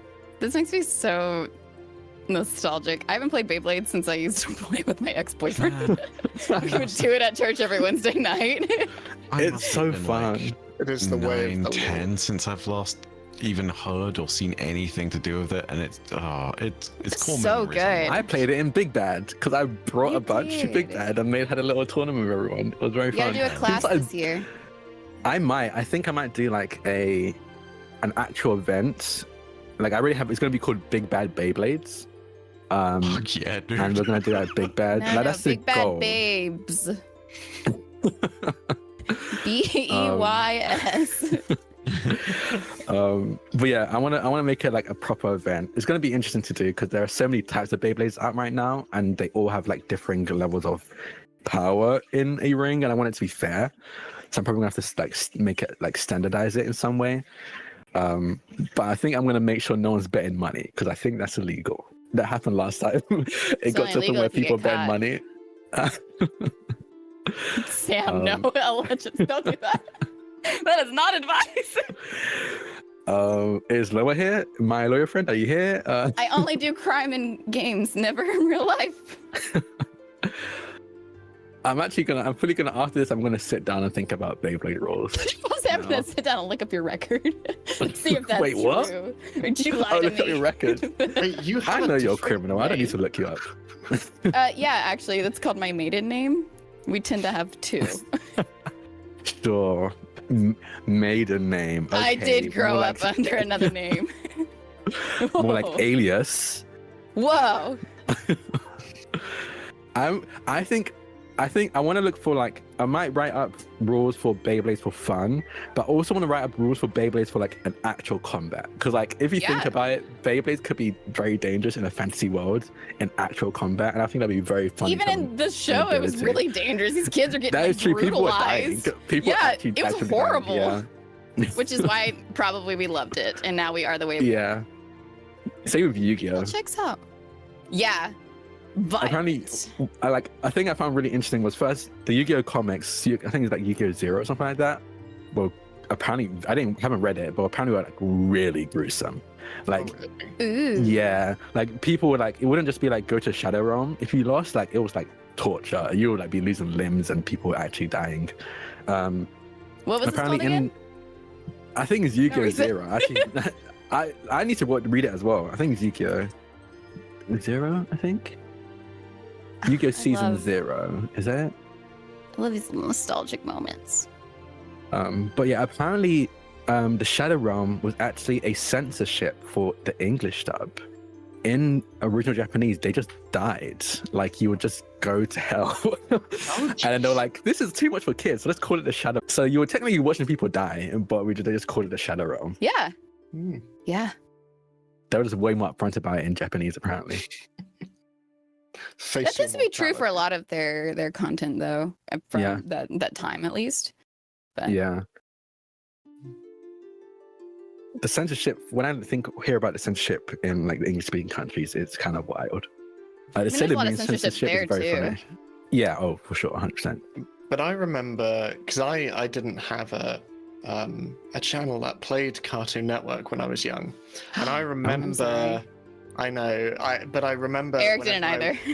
He was in England too. Whenever I went round a friend's house and they had, like they had Cartoon Network, but then right at midnight, where we'd stay up till, Adult I remember Swim. seeing my first episode of. I realize now it was Cowboy Bebop, and I remember just being Yeah. like, what is this? Like, this is animated, but like they're swearing and it's a bit naughty. Is that a Yeah. cigarette I see? And yeah, no, it was, It had that was- that and Inuyasha, and there was a lot of different shows that they aired super Yeah. I late never that stayed we up weren't that late. supposed to watch. Really? Ed and the Michael I was Myers. like, I went to sleep early. I wasn't early because I would always either go to sleep early or I'd be in bed early reading a book. Oh my gosh, you're I a was beautiful that child. kid. There were I 6 of us remember- in the house keeping each other awake, and we all had bunk Yeah. beds. No one had their own room. I remember as a punishment, I was told to stop reading at night. Like, you have to go straight to bed now as I told punishment. Leif that. That's his thing too. Man, that's the only way I'd go to sleep, just reading until I got cross-eyed and passed out. Like that's Yeah. Yeah. Yeah, I would read too much. I wouldn't go to sleep. it's a bit naughty, baby. Yeah. Whoa, I didn't read any Austin Powers. That's I don't know why that reminded me of Courage the Cowardly Dog. One of the characters, God, what's his name? Oh, the He was really antagonist, right? naughty. No, it was Oh yes, naughty. yeah, naughty. It's really creepy. now With in a the one my massive with blonde smile hair? and tufts of blonde Yes. hair. Yeah, young yeah. I think it young was meant to be Ed, like the That is the most horrifying episode to me. young chibi Ed turning on Cowboy Bebop. It's a bit naughty, baby. Oh, it's a little bit naughty, Naughty, baby. Yeah. Shagadelic. I did not know that I needed to hear you say that. You know, can we have a character like this, please? Oh, Yeah. just Can lean Myshkin ban your into next character the be this, please? Yeah, absolutely. Use the awesome powers. Another life. No means no, baby. Yes, the nose scrunch. so good. Feisty said, Ed, you do that too well. That's what Feisty said in the chat just now. I'm not gonna Yeah, lie. my 31 years of practice of my Austin Powers impersonation. Now I'm ready for you to do Ace Ventura and Deuce Bigelow. Both of So them. I've never seen Juice Bigelow, but I loved it. Shouldn't have watched it as a kid, but my parents introduced me. wait, hang on. So one it's all their second. fault. No. Yeah, we say watched it steaks? so much. Yeah. Oh, yeah. The neck out. There's the clip He's of like the with a week. smile. Someone needs to gift that. Someone needs to gift that. Oh, that's Give a it to me. I collect F gifts. Mm. You know what else I collect? Gifts for Ziva. Don't you have a coin to flip? Yes, we do. You said tails for use, right? Always. If I'm Whoever given a gets it, does that mean you go or? I You think go so. last. Yeah. I mean, tell you what, whoever gets it gets to choose. Yeah, I think that makes sense. It's /R 1DC, isn't it? Yeah. I like that way. Oh. Ooh. All right. Yeah. I'll jump in next. Yeah. Kaivar saddles up in a very weird and awkward manner. He's got his big arms behind his back, sort of hiding the present. sheepishly approaching, small arms in hand with the Vox, just looks up and says, I hope you like this. Yes, yes. Kind of work for 3-4 days on this. Yes, yes. Yeah, and sure. then briefly thinks back for a second. Ta-da! And it is a really ugly sweater. But you can tell that it's weaved out of the Wow. psychic thread that he uses from between his antennas and whatnot. And so it's kind of weird for a second. Does not look appealing whatsoever. Hold for a moment. Yes, yes. Yeah. Love it so much. It's got.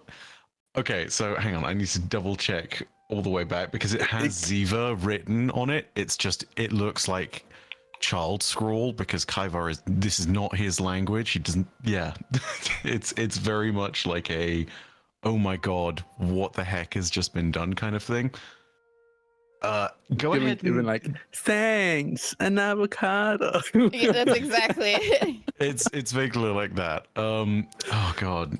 Here's the other thing. We'll say odds versus evens on this one. Okay, it is spelt correctly though. That's the important bit.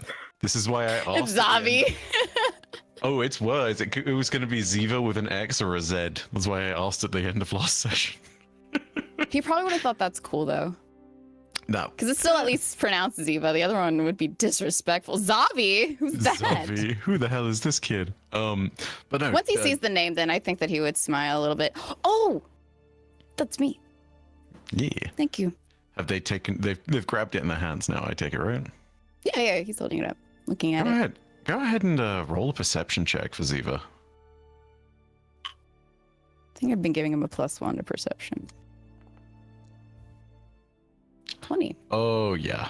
RoBear, what weird properties does psychic thread do to clothing, even on the Ooh. mundane level? I cannot read everybody's thoughts with it on. Oh god, that's a terrible He idea. never takes it off. Just immediately burns it.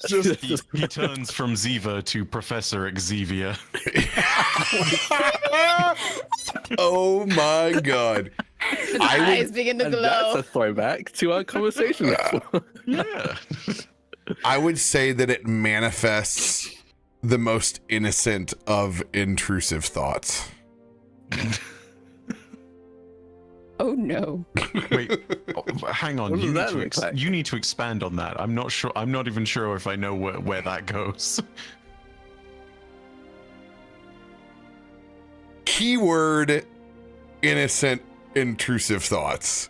Like small pranks, like looking down at their Okay. I shouldn't their play Ziva shoes for this. and like tying the shoelaces together. You know, it uses just a tad bit of psionics for like prank warfare. Like it could slap a sticker, like levitate like a post-it note sticker onto someone's back, like very silly prankish stuff.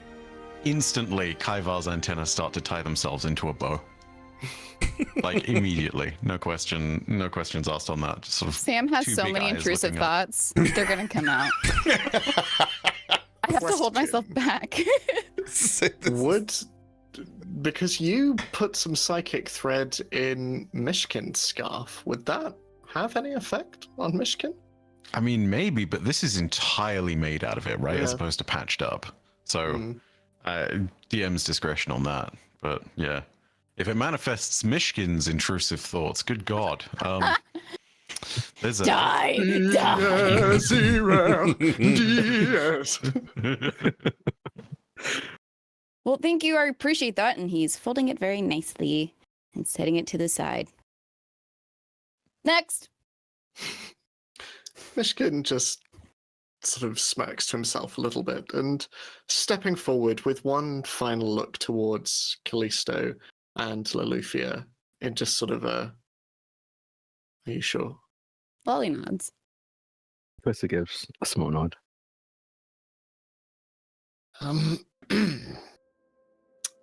This is not quite as fancy as some of the other things that you've received, but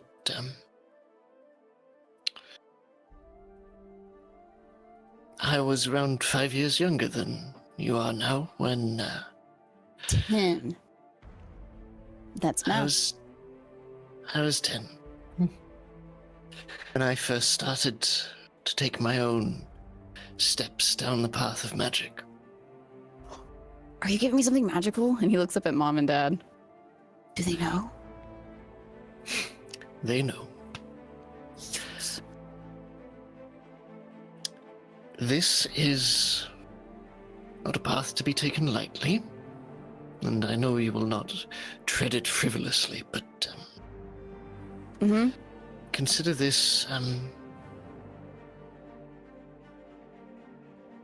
a journal of sorts to mark the way. A journal. I have made a little head start for you in there. A couple of simple spells. If you ever find yourself in a tight jam. Have you handed it to him yet, or no? He, almost to display what is possible, just casts his mage hand and reaches into his satchel and places it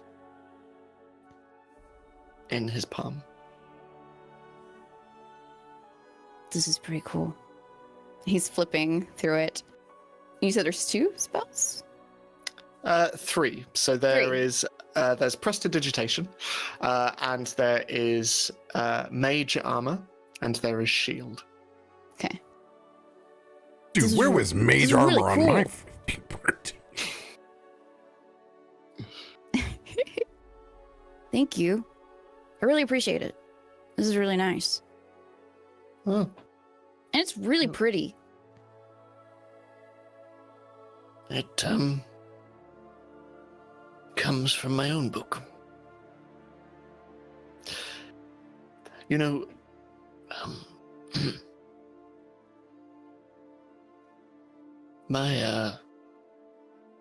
my mother taught me. I thought Magic? perhaps, well, I was not particularly good when she did so, but I enjoyed my time learning, and I imagine your mother would likely do the same. Yeah, she's already taught me a little bit. Actually, I know this one, and he's pointing to prestidigitation. So maybe I can give it to Colby or Holton, and maybe they can try to do it with me. Thank you. And, ooh,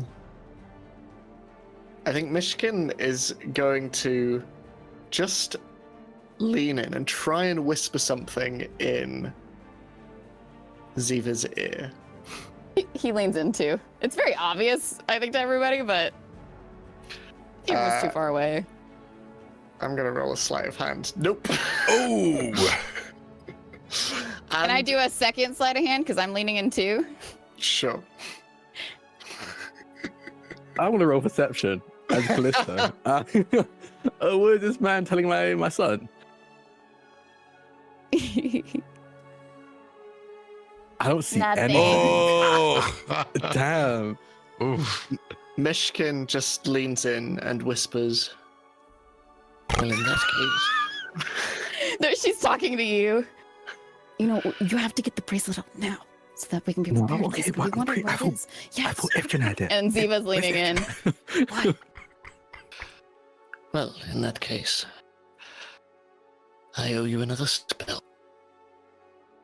And Myshkin just steps away and rejoins and stands next to Kaivar and looks down at him and just gives a little... Ziva's just like trying to have a straight face. He's got the little kiddish smile, but it's like,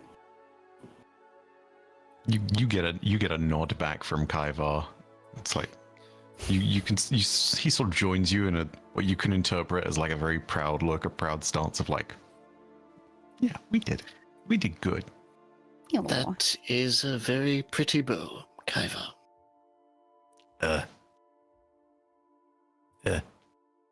Thank you. You can see this intense effort, like you're trying to like squish in your forehead with all of the wrinkles as Kaivar's chitin kind of like tightens a bit as he's deliberately trying to untangle this knot, realizing the slight prison of his own making that he's got himself into, trying to do that with just the movement of his antenna. It's a little tricky now. The invasive thought was a strong one. And then I think that it would be... Are Ifrit, V, Lolly, and Kallisto all kind of giving the same gift? Because it was a family gift that we've been working on? Yeah. Oh no, Yeah. I need you to come up with individual gifts for all of the NPCs. Sorry, you guys I play Ziva, and Ziva expects one gift from family. It's always the best gift.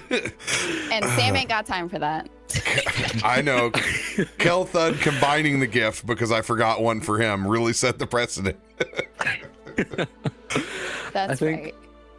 I think V will come in with the gift. I think V is the one with like the touch for aesthetic to wrap the gift up in like beautiful wrapping paper and a bow. So they come in pause. with I want to say this is after like all of the mundane gifts of things that he's received, so like extra clothes. Things like, so he has a pile of other presents that Lolly and Kallisto were wrapping, or what Lolly was wrapping and Kallisto was sitting. So okay, we bought it together. I'm not I good already at wrapping did half of the duty. But yeah, so. But 100% agree. Like there's a pile of the mundane, new clothes, more small pairs of socks. He's always ripping through them. New pillow sheet or pillow, cases and bed sheets. But yeah, and then Ifrit will come out with the main gift from the family. And it's in a small, I think it's in a small, not even really more than the size of a hand kind of box, wrapped in, I think it's probably like a lot of like bronze and gold and brown wrapping paper with like cogs and wheels. Oh yeah. Kind of motif around it with a kind of golden bow on top. And Ifrit and V just goes, "Here you go. This is from Ifrit and your parents and I." He doesn't even say anything. He just digs in and like pulls all the wrapping paper off. Is it in another separate? It's in a box. I think it's in like a wooden, like a wooden kind of thing. Yeah, exactly. Yeah, and I think on the top it's there's like an etching of. I think just the name Ziva, just Ziva in beautiful like calligraphy etched into the wood of the box. And then he opens it up. Yeah. Do you want to describe what more this looks like for us? Yeah. It's a bracelet. Very much like your almost charm or bead bracelet. It's made of a bunch of different beads and charms kept together by what you'd think would be just a length of string, but it's actually made of a fairly flexible, almost like not steel, but like almost like a steel cord.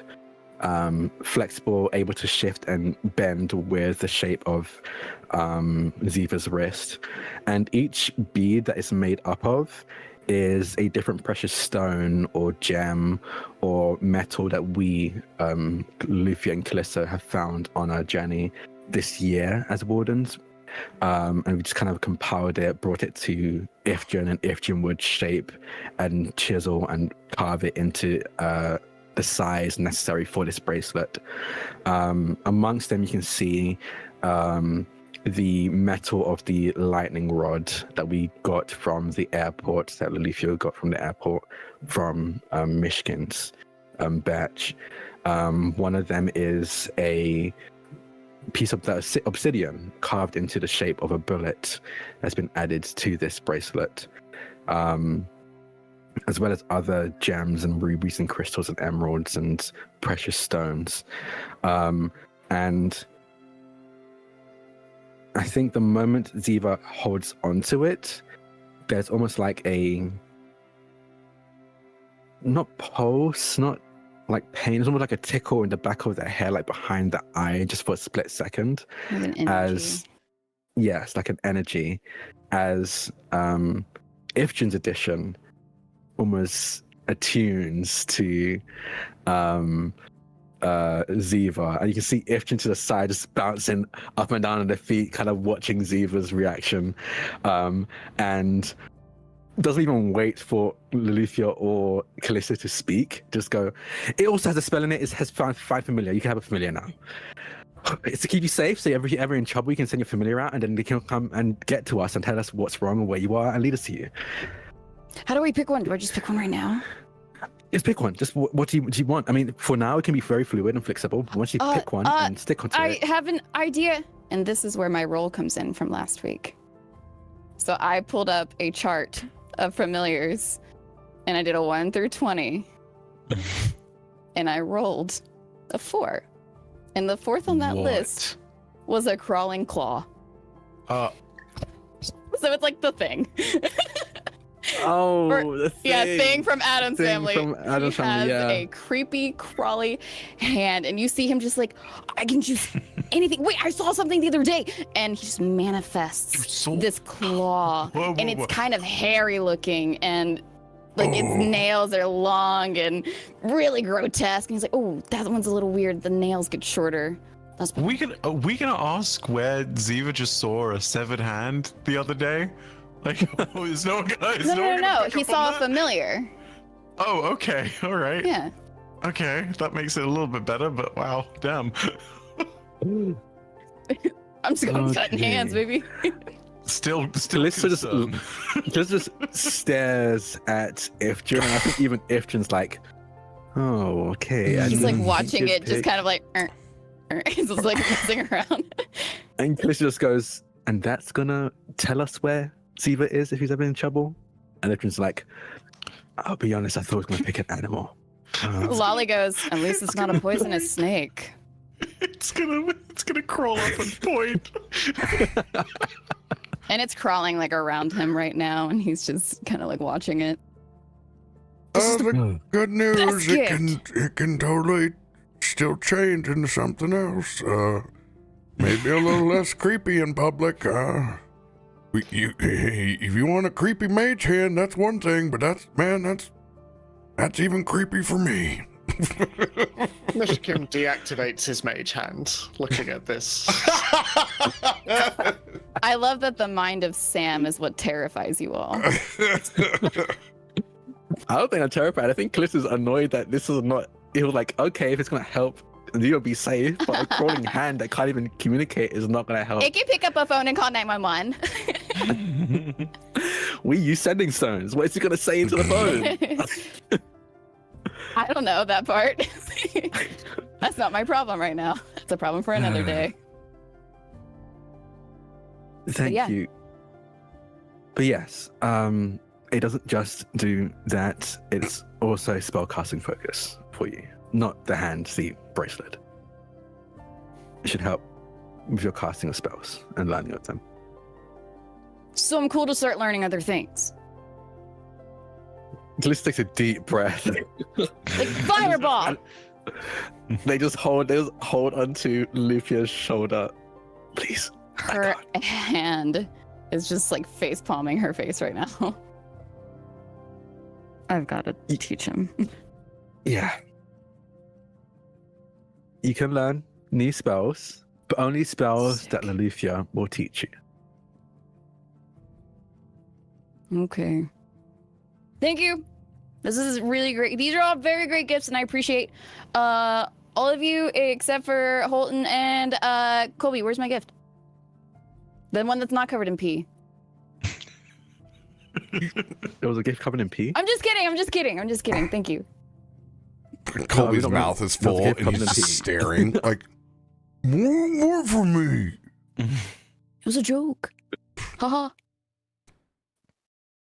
Anyway, I got you a present, and because I thought that we could have matching ones, I got you a pair of socks. Yay! Thank you, Holton. Thank you. Yes. Honestly, they could do more socks. They're always tearing holes to their socks. It's honestly really helpful. Thank you. Okay, this doesn't attack me. What? Yeah, What? Colby's What? right. Excuse me, L is how My you- familiar's doing it too. Well, I thank you for for love. spelling out the word luminous, which is what my parents described me as. So, My parents just described me as wild. well, that seems like a you problem. Actually, I think that's a me good thing. Thank you for the socks. What do they look like? They're very plain. They're brown. Great, they blended with my fur. Wow. I'm going to shoot a Beyblade at whatever dessert that's Mechanic. whatever dessert Holton is eating right now. I want this Beyblade to spin out into. I want to grab it. I like Holton. I think Holton is the friend that Ziva has to be like, Holton's going to be there. And Kallisto's like, okay, fine. I'm going to try and catch the Beyblade out of the air. I'm going to be a warden when I grow up. Ooh. Okay, hold on. Okay, 12. I'll roll. What would that be? Sleight of hand. Dex? Sleight of hand? Okay. You think you're gonna be a warden like my parents? Yes, 14. I've That'd be started good. studying That was for the close. exam. I'm already good. You're not studying already. You're only 15. You got like at least yeah, another 15 years before you can even like take the test. And I'm very advanced for my age, so you should know that. I am going to be dejected and hop on my hoverboard and As hover advanced as your over. britches. I'll grab it and go, Colby, come on. It's a toy. Don't fling at people. You get to take someone's eye out. What? Set it down. What? I'm going to go get another piece of lasagna. It Holton, just goes on for hours. if you want to be a warden, you can let me know. I can tell you, can give you the resources you need to study up on. I'm sure that she'll be happy to give you some of the resources as well. Yeah, I would. I wish, somebody else in this house would follow in our footsteps. Ziva. What? You know- I told you I would look into it, maybe. You know, I'm realizing, Ed, Holton is basically Will from the In-Betweeners. Oh, God, you're right. Yeah. Like, Oh, legitimately, sir. I see it. I see it. It's inescapable for me now. I'm going to lean into Ziva and be like, wardens are lame. We're going to join the Velvet Veil. Yeah. What the heck is that? What the? What is that above game? What is that? What the hell does that mean?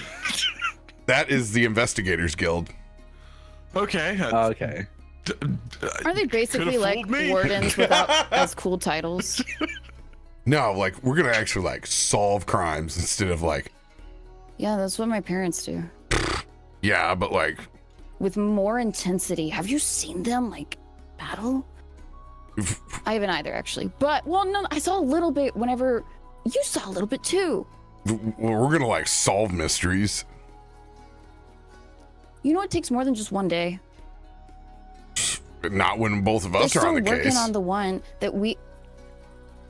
Well, like what you think, actually. Yeah. Right. It's gonna be the best team ever. High You know five. what I think we could do? We could actually. Oh, and he does. We could go against Holton, try and be a warden, like go in and mess up his stuff, and be like, "Oh no, you can't solve it. You have to come to us." And those are on my intrusive thoughts. Oh, dear. He's 15. He'll grow out of it, hopefully. Willie, I'm Sam, and I'm 32. Well, they're just thoughts for you as a 32-year-old. I did almost lick the paint on stream. I had think to verbally sabotaging tell myself not to. I think sabotaging a crime scene is a thing you wouldn't want to do just so you can get your friend to ask you My for thoughts are help. wild. I just don't act on a lot of them. That's the part I'm hoping for. That they'll grow up wanting to act on them. And if my lawyer's in here, allegedly. It is. It's the violet veil. It's not the velvet veil. I was gonna The Velvet say, Veil this sounds like a this different sounds thing. like a very different organization. But we It's should not because have that's the my- aspiration of joining. It's cabaret. I'm cabaret. That's because that's Beth's Velvet Welcome, Grundle. bienvenue. The vampire. Welcome. The vampire Roadhouse is. Oh God. God damn it! It haunts Better me than to the this Texas day. Roadhouse. Oh, it's something, all right. Maybe Roadhouse. you'll meet Beth someday in his velvet grundle. No. Anyway, this party's been great. Yeah. Late into the evening. I feel like Ziva would be so tired because he didn't sleep. He's been trying to push through so that his parents don't know that he was up all night. And he's actually just like crashing. He had those caffeine brownies. He ran around with his friends. Hoverboarded probably too hard and ran into a wall. Yep. Yeah. So he's ready for his friends to leave. Suli, this has been the best birthday ever, and I appreciate y'all being here, but I am too cool for you right now, and I gotta have you leave. I thought it was gonna be a sleepover. No, because the first person that falls asleep, you draw on their face. And it's gonna be me. And one of the things that I've learned, and he looks very pointedly at Kallisto, is that a warden always gets a good night's sleep. I hate this Professor kid. gives a very approving nod. Dude. Because I like this kid. Ziva Noogie's Holton. He just comes in and like Noogie's like, So, yeah, you're such a suck up. Get so off! lame. I'm not a suck up. I respect authority. Yeah, you He's suck so up. Will. I do a kick I'll give you a flip on my swirly next. hoverboard, and I go through the kitchen and grab a paper plate of food and saran wrap Colby, over you the don't top. need any more. Shut up! I'm growing boy. No, don't tell me to shut up on my birthday. Shut up! It's not your birthday anymore. Yeah, it is. It's not midnight yet. Colby, Holton, gonna walk you home. I didn't get in trouble, Colby. I mean, I'm sure you're super tired from being a warden and everything. We'll be fine. Yeah, you just know like what? you'll Too find tired the last to time. even walk you out, and his familiar is going to like open the door. Oh, that is so gnarly. Right. All right, Get out of my house. I'm walking you both home. let's see if you can Come on, keep up, Holden. old man. And Colby is going to jet in front with his hoverboard. Y'all are the best. Thank you for coming. See you tomorrow.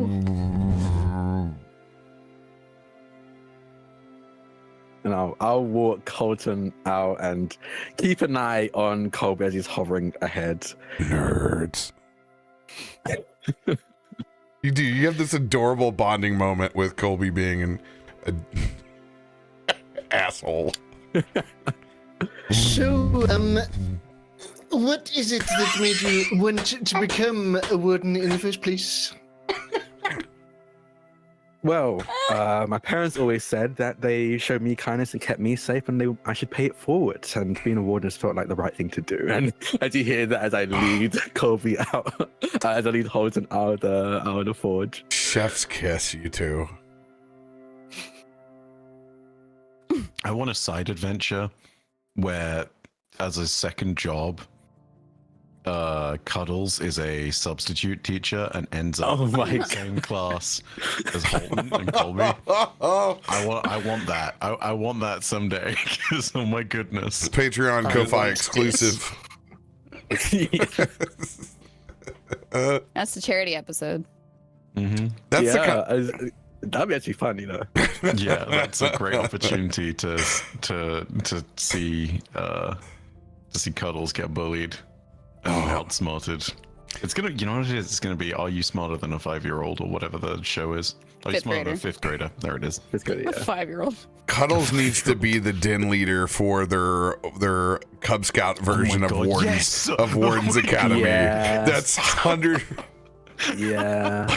Oh god, what would that be called? What would, As what would a be the Cub Scout cub, award? I would be the Cub Scout leader. Oh, what? We got to think of another term for another. What would they be? Slug Scouts. Oh, I hate that. That's gross. Leaving grimy, slimy trails behind. The Slug Scouts. Mm. I mean, it only rolls well because of sibilance and certainly not as inventive as having an animal attached to it. But you're in Stormforge, which is literally a flying city, so Sky Scouts, something like that. I feel it's too close to Sky Marshals. True. True. Yeah, it I still feels like more like a slugs. like Club's version of Sky Marshals.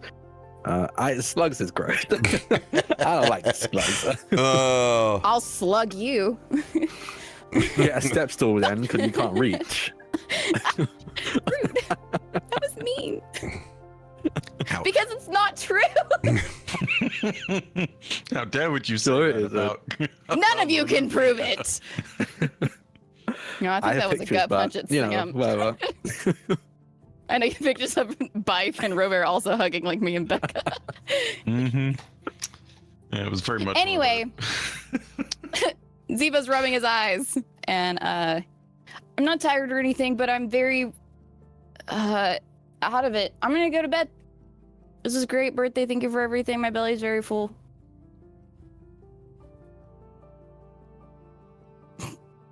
Kallisto's not He's here. he's talking to like the group. Yeah. Yeah. Myshkin just nods and, well, I hope you have a peaceful night. Tomorrow is the start of a new year. It's not New Year tomorrow. A new age, then. Is it? Oh, I get it. Kind of. Cool. Good night, Mission. Good night, Kyber. Good night, Farouk. Good night, Pilthud. Good night, Mom. Good night, Dad. He's like yelling at the door. Good night, Grandmas. And get, like, he like has four his on little the way. hand crawl up on him and Oh, let's go hang out in my room. And he just runs. And he's locking his door. Like he's just in his room for the rest of the night, probably playing around until he eventually passes out. And say that Loluphia is cleaning up after all these kids, helping those who cooked so that they can relax. So she's in the kitchen, putting dishes away and wrapping things up, putting them in the fridge, tossing out the plethora of cups that were constantly put out because people didn't write their names on it, so they weren't sure if it was their cup. So they kept grabbing new cups. And there's like triple the amount of cups there should be right now. Farouk, I assume I called you Farouk again. God damn it. yes. RoBear. What would you RoBear, I like to assume know? nothing goes. I think nothing goes wrong when I drop off Halton and Colby, Nothing right? goes. You were Okay, cool. an absolute steward. Okay, perfect. So that I think I'll be back at some point and help Loluphia with the cleaning up. I think before that, I think Loluphia, as you're cleaning up, you would just hear a to one side, and you can see that Mage Hand's active. Myshkin is just like sort of making the dishes squeaky clean with a towel and just. You can put a little bit of pressure on one side without it the other that's already dry. That's what's causing the squeak. Sorry, I used to using my hands for arcane, not suds. So it's gonna be arcane. There's water. Can make bubble animals. I've never done it myself, but you could. I know you don't need me to tell you this, but you have a remarkable son. I know. Thank you. Although I'm pretty sure he stayed up all night. There's no way he would go to bed this early. Of that I have no doubt. Thank you for coming. I hope you had fun at a kid's birthday party. Beyblade birthday party. Glad you were introduced. I hope you love the franchise. I don't quite understand all of the lore, but I understand the appeal, I think. You don't have to. Thank God. She finishes up the dish that she was messing with, and I think she's pretty much almost done and leans against the counter, looking at this pile that you still have left. Do you need some help, or do you got this? I have been taking up room on the floor for some time. This is the least I can do. All right. There is I'll take one last thing inside the oven. of which Oven's not on, right? oh yeah, oven's been on. That What does it smell like? That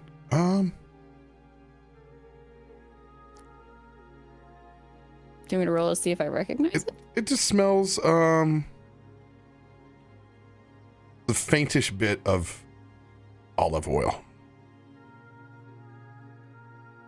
And Okay. Farouk and Kelthud actually go over and open the oven up and pull out this cast iron skillet that's freshly seen that. seasoned, and it has Ziva's name on the bottom of it.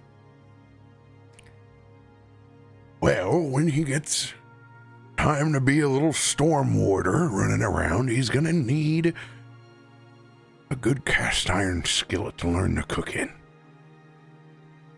So me and Farouk took the liberty of melting down some of that number 47, should you say? As they've taken some of the iron from the Sky Marshal and made a cast iron skillet for Ziva. Won't need it yet, but when the time comes, he's gonna hang it up Delightful. in the kitchen, up above the stove, for whenever he needs it. Thank you. Our pleasure. Go relax. You don't need to be in here. You were in here all day. Don't mind if I do. I take one more of those brownies with me in. You're gonna To the stay main up all room. night. No, I'm not. I'm not their parent. What am I talking about? You are very good at looking after everyone, though. I learned it from my mother-in-laws. I don't think it was very innate. But seeing how they parent Kallisto, especially Kallisto not being theirs biologically, I feel like then it became smooth sailing. Good teachers.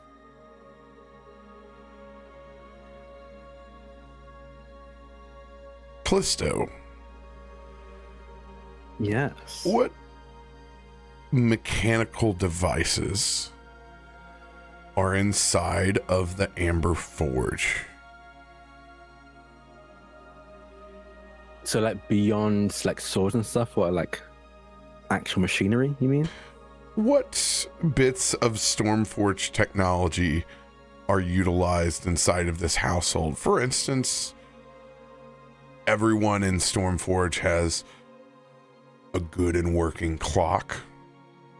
Okay. What other creature comforts would you have that are mechanically inclined inside the Ember Forge? I think they have. Oh, that's a good question. I think most of it is like equipment and tools for working on, like small scale clockwork, like clockwork constructs, or sometimes even just straight up clocks. If you're talking like creature comforts, things that just make quality of life easier rather than like work easier. Yeah, utilitarian devices and some old constructs, bits and parts. I imagine there's like half a homunculus servant, like Yeah. it still needs to be repaired. There's a little bit of a droid shop vibe over in a corner of like, Yeah. I'll get to that. Yeah, like I think there's a lot of pet projects, but recently, and it's been good obviously, but recently the Stormforge has been, the Amber Forge has been very, I guess, prosperous. Like many people have been coming in to commission Ifrit for her work, so she's never had time to pick up those pet projects again.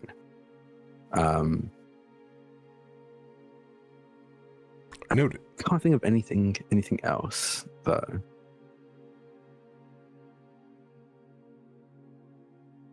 Anyone else doing anything as you guys wind down? I think. Sorry.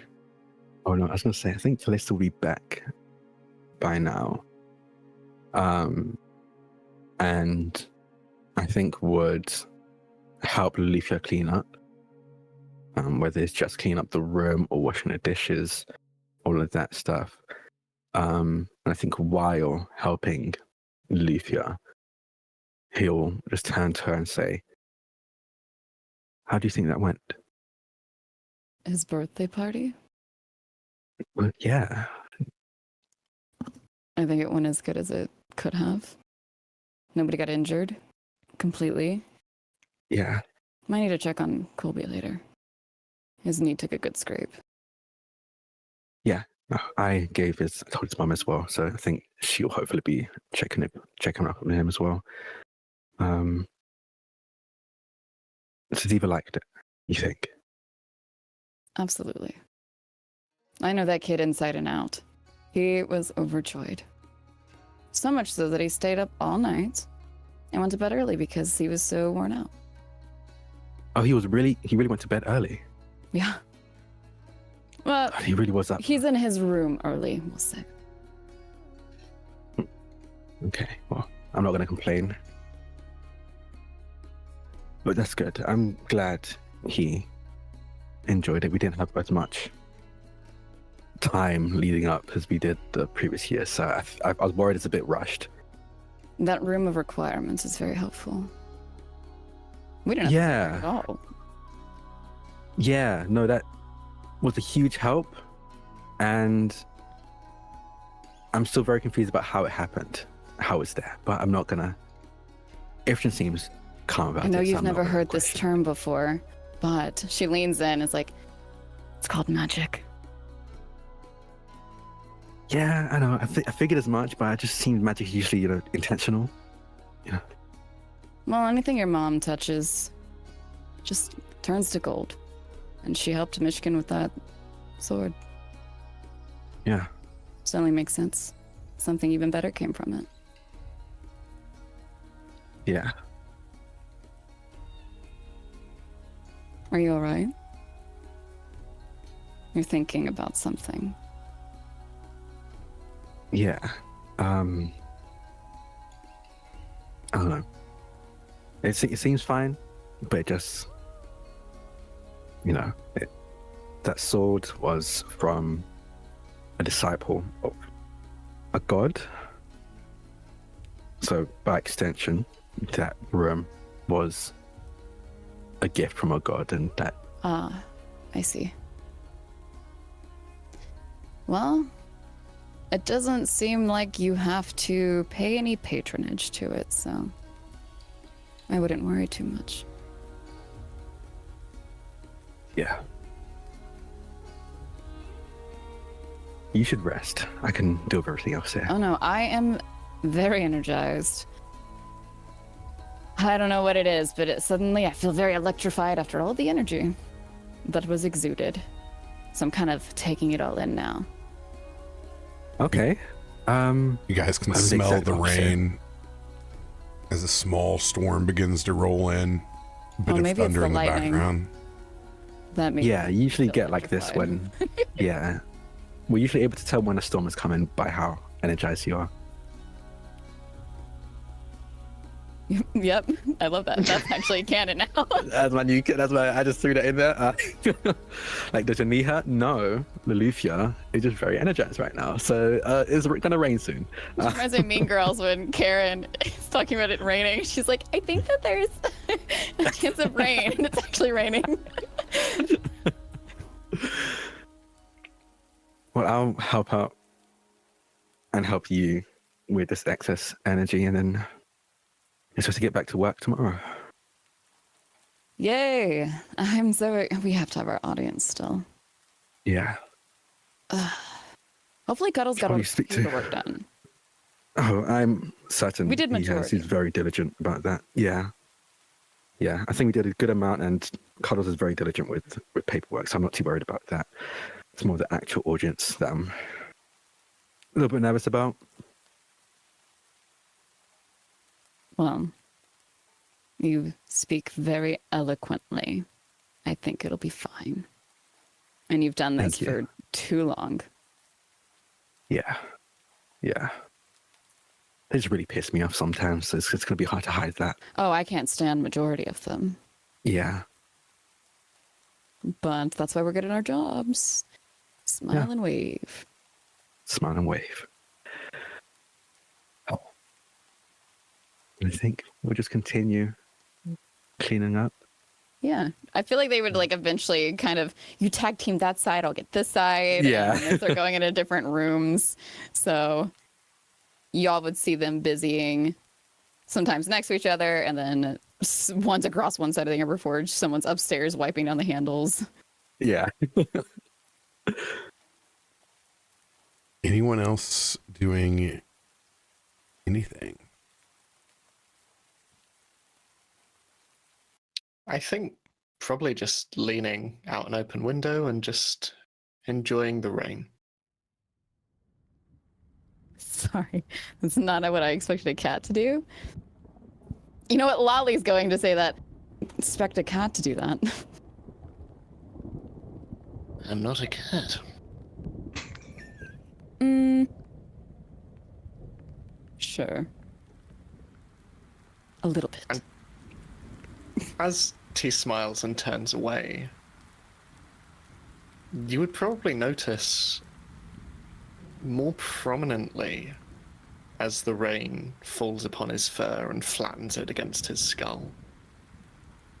Like two jagged, broken branches. Just stumps. Seeing it, because she's seen it before. You haven't filed those in a minute. Why?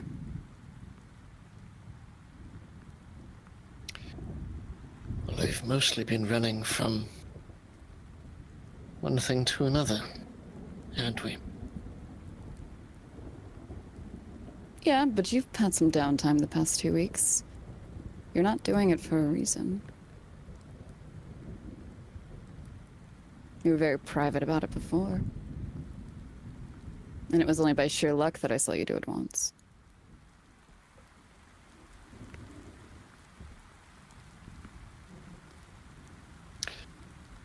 I don't know.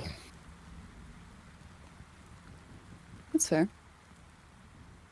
And I won't pry. I don't mind. Interesting. Is it your comfort level with this motley crew?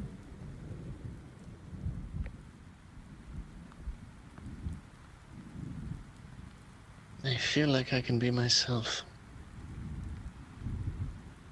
I'm glad. I feel like that too. And I think that's probably true for everybody else. There's so much comfort now.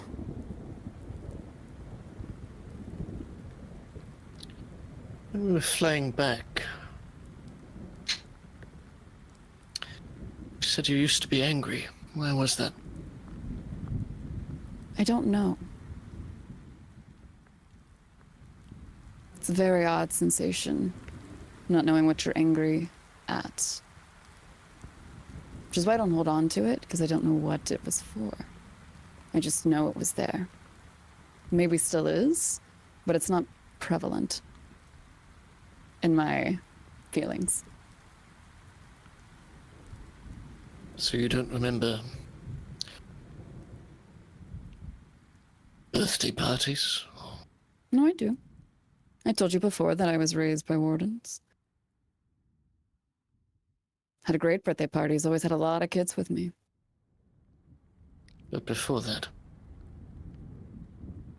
What do you mean? That's all I recall is that as my childhood.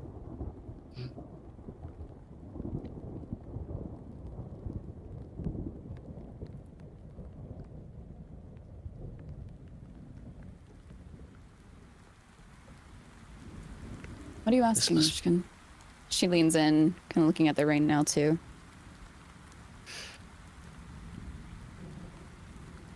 I just,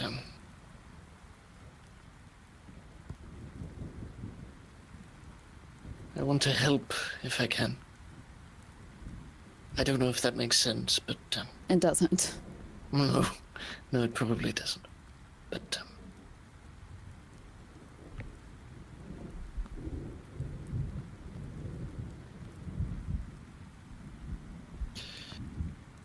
we are what we make of ourselves, but I don't know, I suppose there are things I wish I could forget. Isn't it? That's a part of life. It is. But with all due respect, it appears that there are gaps for you. Yeah, I mean, I think that's natural for anybody. There's a lot of things that happen in life. You can't remember everything. But It's are you Kallisto not I'm most worried about with that. But are you not curious? I tend to not dwell in general.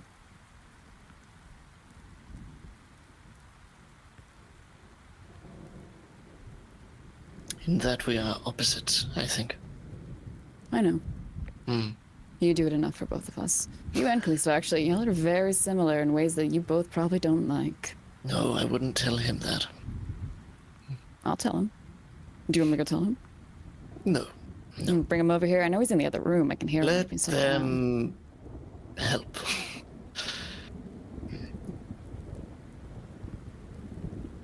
I am sorry if I overstep. No? You've been invited.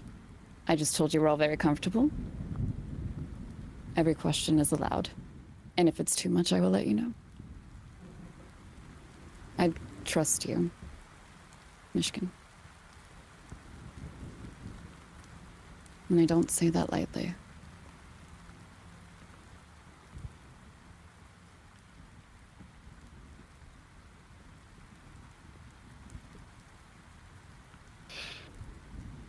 I think all of you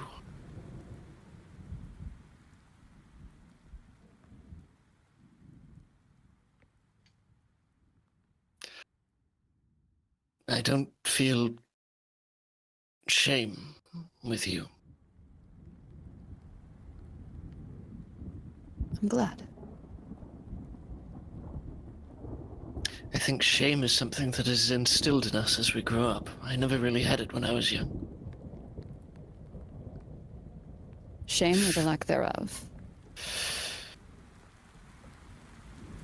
Well, one feels fear as a child, but not necessarily shame or embarrassment for what one is.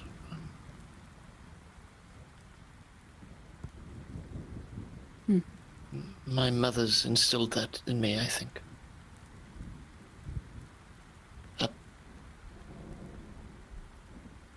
lack of care about what others thought of me, and then when they were gone, out of necessity, I had to hide. Is that where your anger sits? Out of necessity to go forward?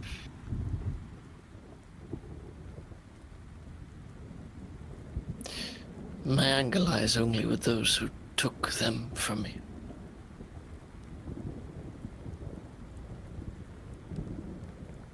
I'm never going to tell you how to feel. I will say I don't understand, but once again, I don't dwell. But thank you for sharing that. I hope it can go away someday. Nobody should have to live in a singular, dreadful emotion for that long. Kallisto in a short time did it. And they're only now slowly becoming more like themselves. It's been missed.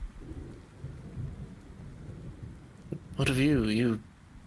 You have an anger you cannot place. And you've set it aside, but it still lingers with you. Yeah, it's more so I have acknowledgement that it's there. It's a very naggy feeling.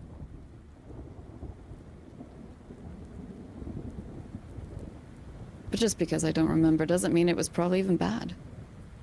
I might be more mad at the fact that I can't remember why I'm mad. Honestly, I don't know which is better. I don't either.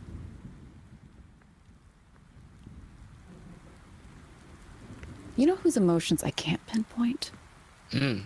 Kaivar. Kaivar is a gentle soul. Yes, but there's a lot of knowledge in that noggin. Some of it seems dangerous. I would say the same of any one of us. Yeah, but the way he shares it with us is very different. We get to visualize it, see it, sometimes feel it. It's different whenever we just share a story and you have to do it yourself. I worry about him.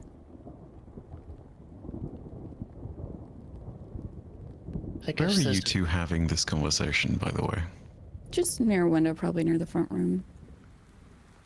Sort of with a view into the back of the forge? Mm-hmm. Go ahead and roll perceptions, both of you. Ew.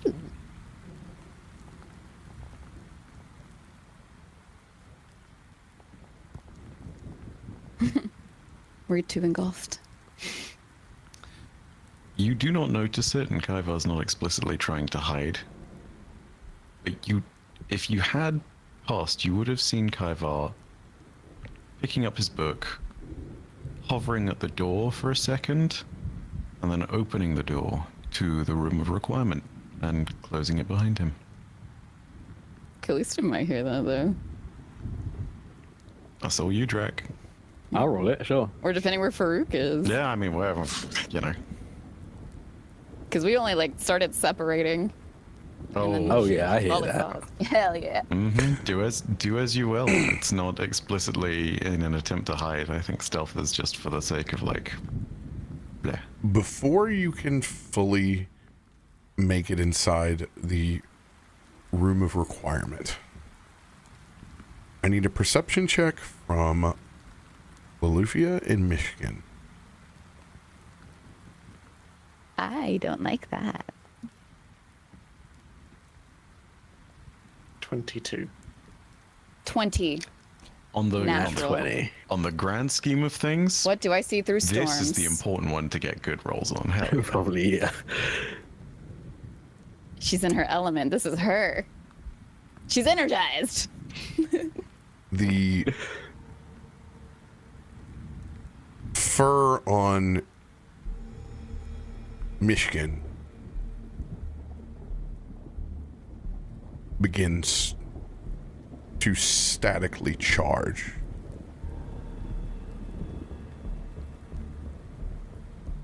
And you can tell that this is just not typical, oh, I think I rubbed up to too many birthday balloons. You know, there is a large charge coming. Like I want you- lightning is about to strike, kind of I thing. want you to describe how you prevent in kind of slow motion as you feel this lightning strike hitting the Amber Forge. With your natural 20, how do you prevent this spider web of chain lightning that erupts inside and spreads through this main chamber?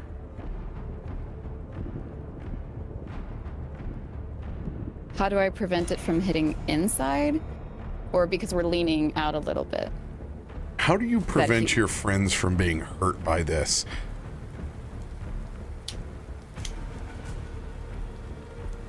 Yeah. Still just leaning forward and talking to Myshkin. And as he's speaking the last words that he did, it's that sensation of when your eyes are closed and you can feel that somebody is putting like something close to your nose and it almost tickles and it's irritating. And so she just kind of feels that in her nose, in a sense, because of the jewelry that she wears. It's metal. And so it starts to just get this uncomfortable, tickly sensation all through that, to her ears, toward her necklace, down her torso, where all of the metals are, down her arms, into her rings. And when it hits the tips of her fingers, she feels that this is large. It's an energy that shouldn't be occurring in this moment, and she knows that Myshkin is not innately electric. So what she would do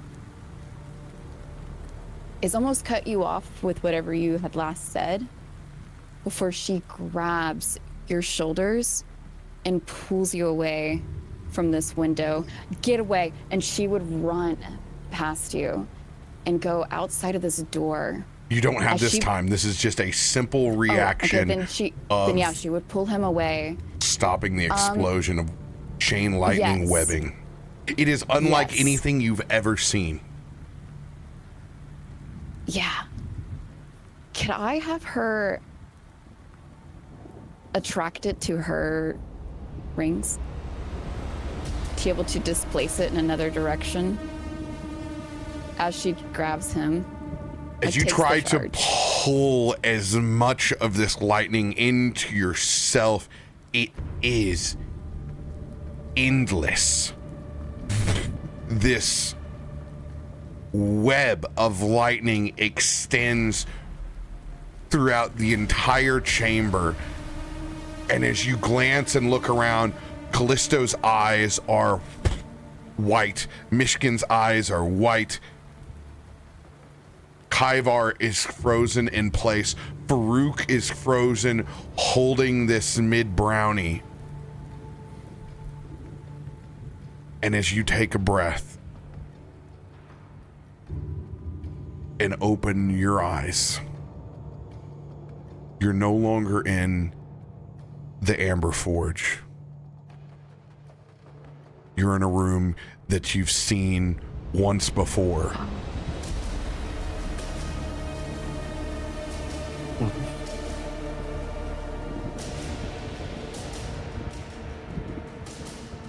As you stare up at an ethereal body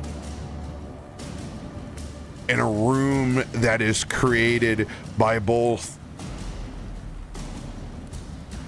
the ether and the electricity, this rudimentary internet-like lightning webbing. Dark Heart is spinning by your side, Kallisto.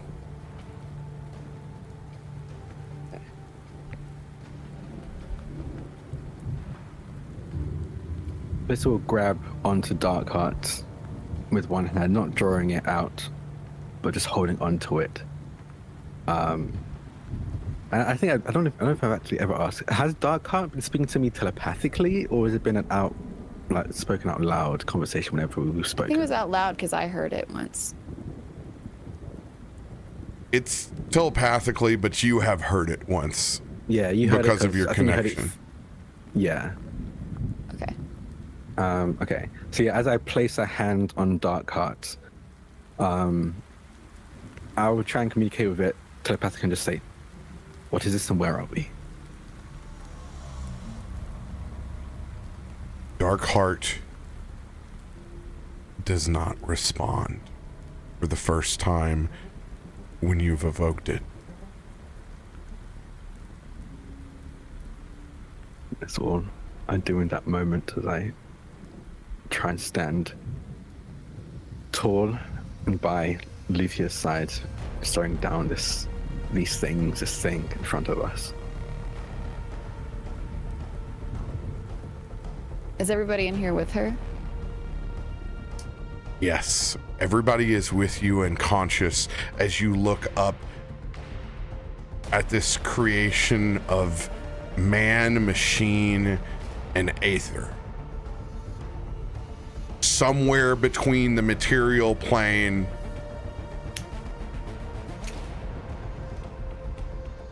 and both the astral.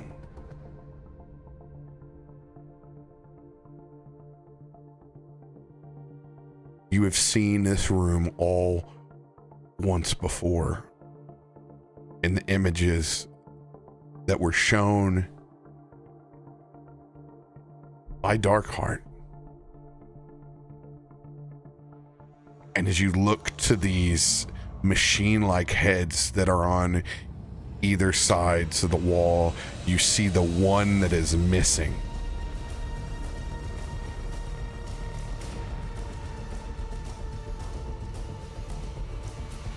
We will bring them home.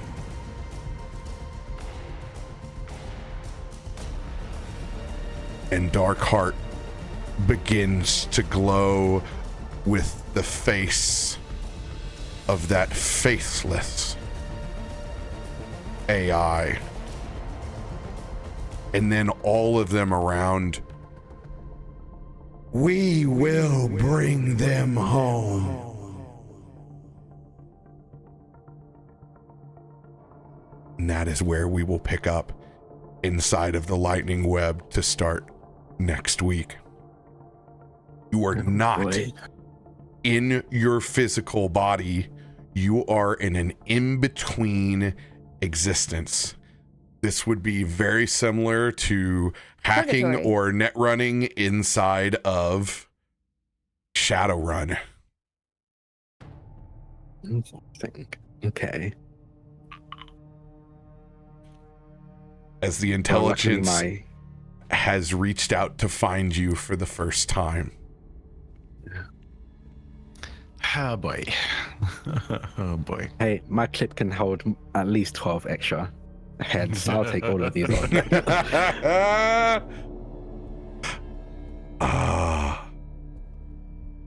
Dang, they were trying to find the gun. They're trying to find their other AI that is inside Darkheart. Give me the gun. Kallisto, give me the gun. That's the gun. Toss it around. Let's play monkey in the middle. Not Get gonna Ziva lie. in here. Oh, the image I'm getting in my head is like all of them speaking in like Benny Gesserit, the voice. Oof, that's terrifying. Oh god. Hey, just blame the Crystallisis video game on all of this.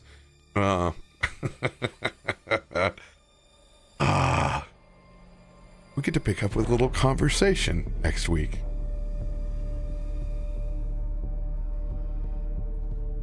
Oh, hopefully, it just stays a conversation. That'd be cool, right?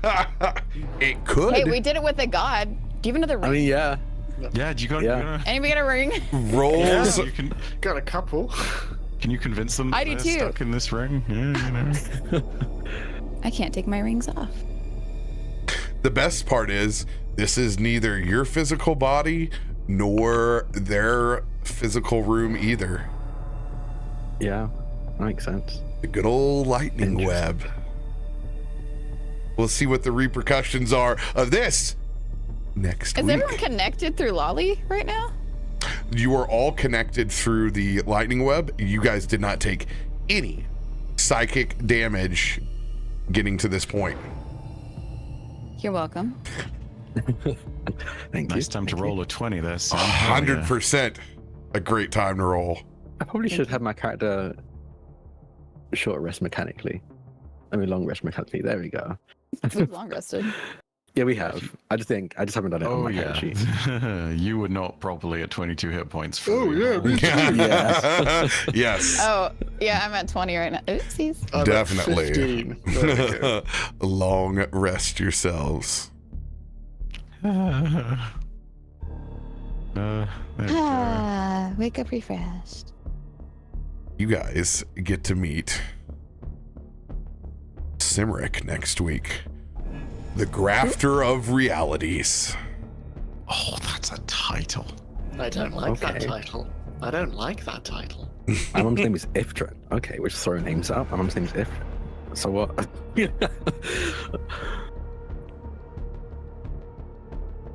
Ifrit, Heart of the Forge. Oh, that's pretty cool, actually. Heart of the Forge. I think Ifrit would say V's the Heart of the Forge. You see, this is the real riddle. Who's the real heart of the forge? The heart of the forge is both of them. Because without both of them, it's not complete. The real heart of the forge, please stand up. Please stand up. Oh my Please god. stand up. I'm so ready for this. So much story to tell, but you'll have to join us next week. We love you all. Sweet, ethereal cyber dreams.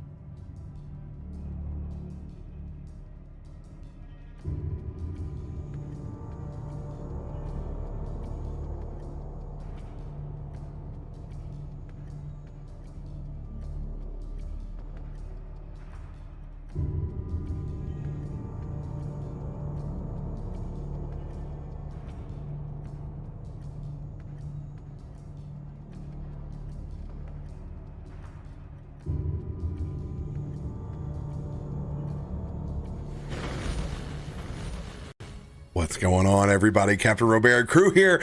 We're Stormforge, episode 40. We're officially over the hill. And through the woods, to grandmother's house we go. Indeed. Welcome, everyone. Happy to be alive and non-tornadoed today. Oh yeah. Classic RoBear. Sucks that was even on the books, always being potentially. tornadoed. Always tornadoed. It is the Silly season Billy. in the Midwest and Upland South. We just get to live with alerts every now and then that tell you to go in your basement. And then you get hurricane season. Actually, you don't get hurricane season up that north, right? No, that's just called heavy rain by the time it gets to the middle of the country. I loved hurricane tornado season. Great stuff. The fun part, though, the storm recycles on it. Like when it gets to us, it's still cycling. So the rain comes and it's like, whoop, whoop. Like a tropical storm. Yeah, it's just heavy rain at that point. When it gets, if it's crazy winds that far inland, we have so much more to worry about.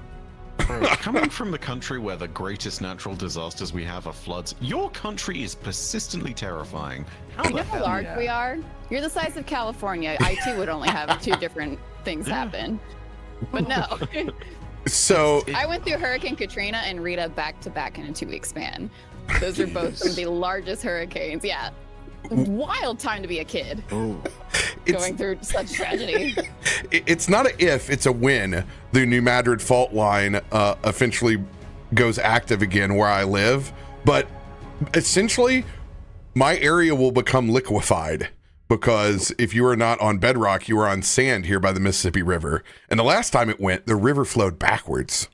So essentially, That's some rapture shit. Yeah. That's some biblical shit. Join our swamp. so I would repent immediately. everyone in my area has like, it's not morbid. They're just like, hey, what happens whenever like this whole land just disappears? And I was always like, I'll go back to bartending and serving drinks with umbrellas somewhere else. Like, I don't know. You just joined the swamp. We're already underwater. And We- we still exist for some reason. But you always got to have a boat. You got to have a dinghy.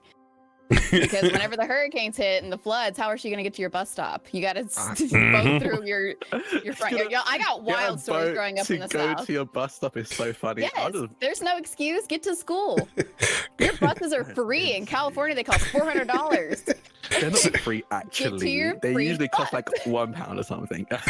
Yeah. Oh, Sam yes, gets I in a know. Peru so she can get to school. That's right.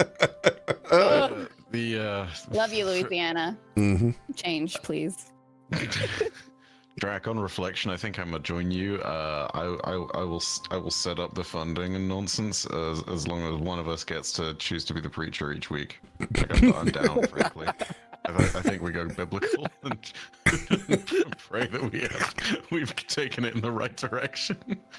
I'm gonna release some locusts. Release locusts. Here they come. Hey, Drak, and remember this time with the frogs, we need to make sure that they all come out in one big group. We can't do it like In one go? piecemeal, Okay. Yeah. because one frog is not freaky at all, but a whole bunch of frogs totally is. So I thought you meant one in a while.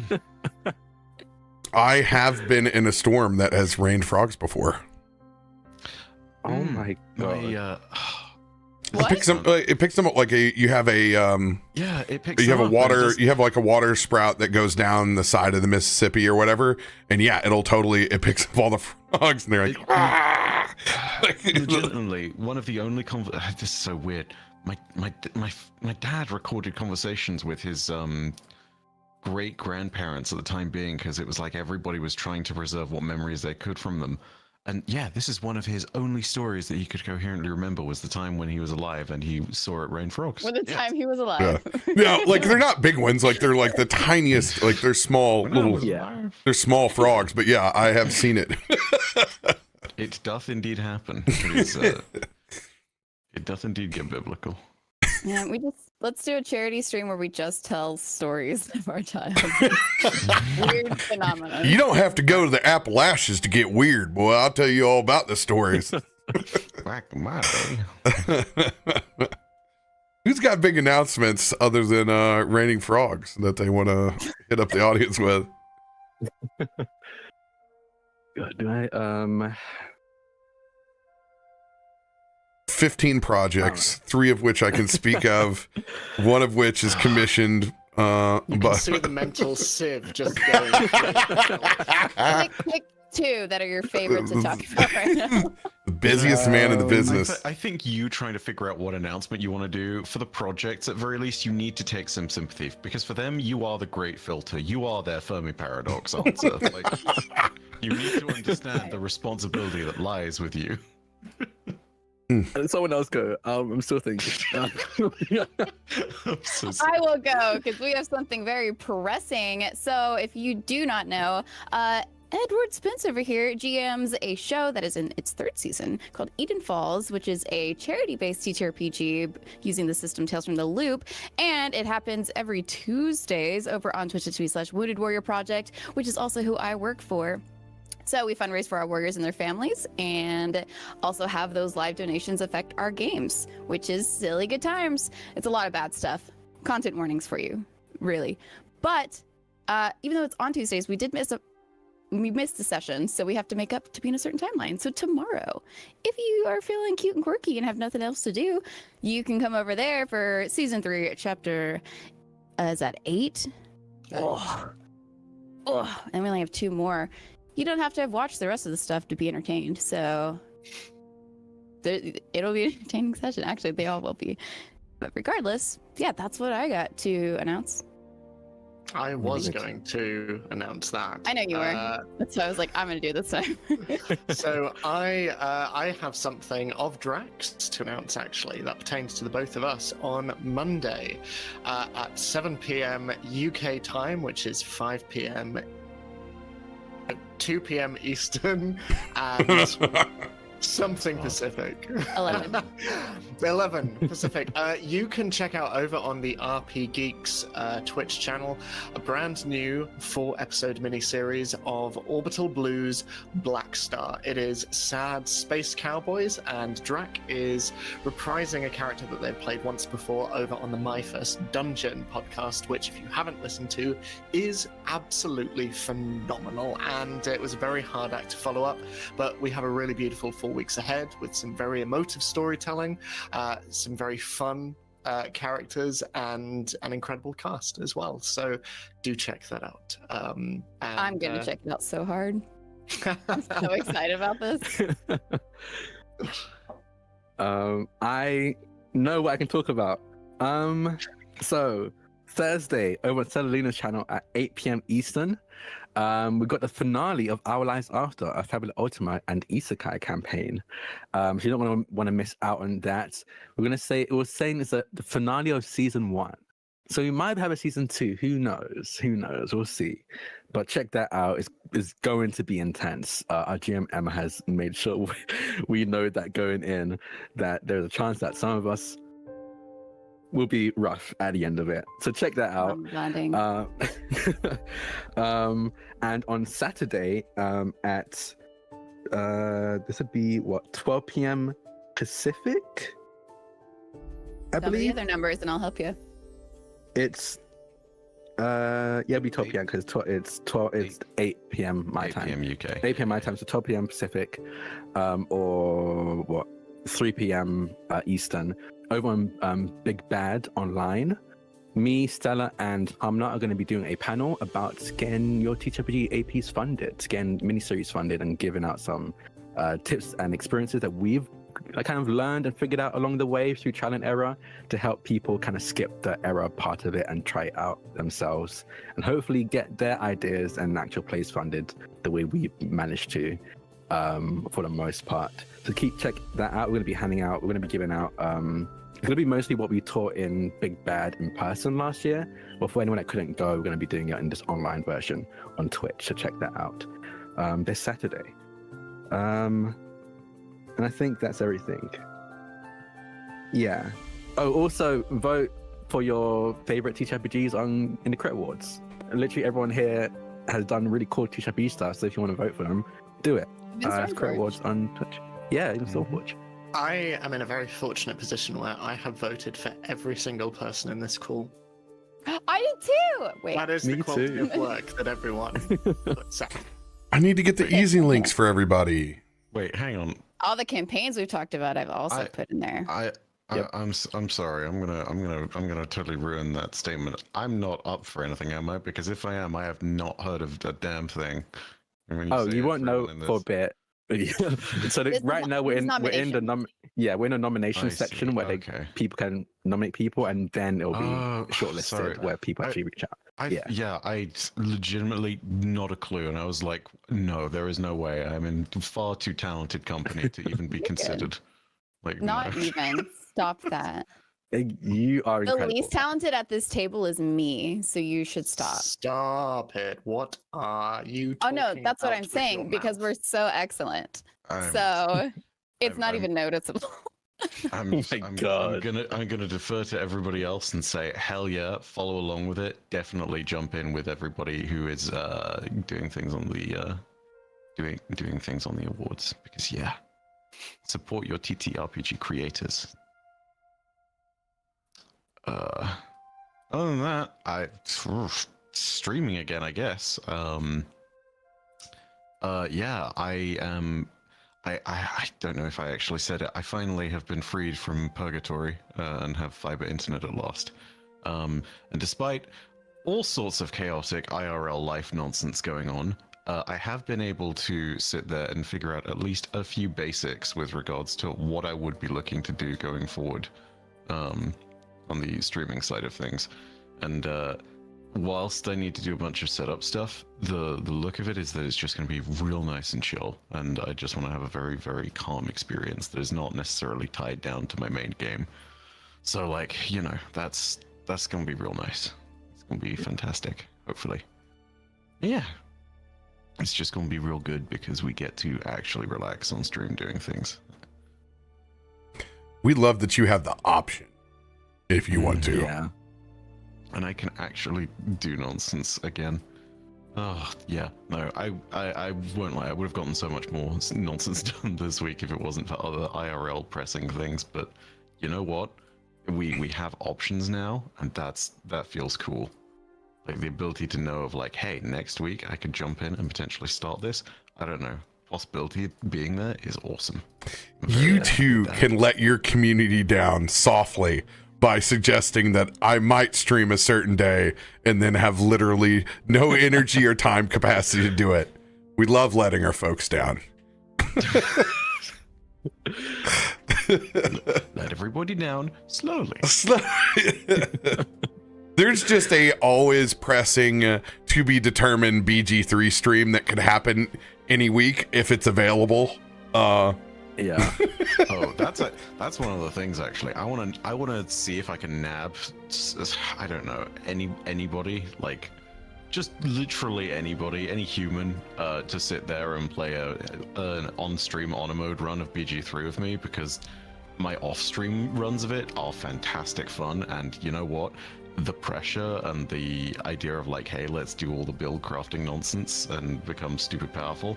So much fun to me. I can't wait to see that in action. It's great. The fever dream of me waking up at 8 a.m. to play BG3 with you on Honor Mode. I would love nothing more. You're gonna have nightmares about the early Noel encounters, but yeah, aside from that, 100%. Oh god, it's gonna be like the intros to frickin' not the intros. It's going to be like the early episodes of Meteorian. Indeed. Everybody in huge trouble on top of a cliff surrounded by gnolls. This seems completely on par with what's going on. Become Gnoll. Knowledge is actually the title of the episode. I saw that. Don't ever be missing from a RoBear campaign. Silly stuff might happen to your character. Only suffering here. At least I didn't come out with like 60 kids. Who's the person that you did something to whenever it was? Radio. Yeah. Yeah. Turned me into something. I didn't have a lot of babies. That's like one of the first APs that I ever ran, and it's during COVID, so people are very influenced. There are some of the booziest streams that are recorded. So you didn't show up, like a little bit of your backstory just kind of got, 18 kids later. He even has a kid with a Loxodon. That's an interesting Dragonborn combination. Oh. I wonder how that works. Do they breathe fire out of their fucking trunk? You're gonna say their ass. No. Where did the ass come from in that sound? Moving right along. Does anybody else have big announcements they want to let the community know about? That's a perfect time to have a few words with our sponsor.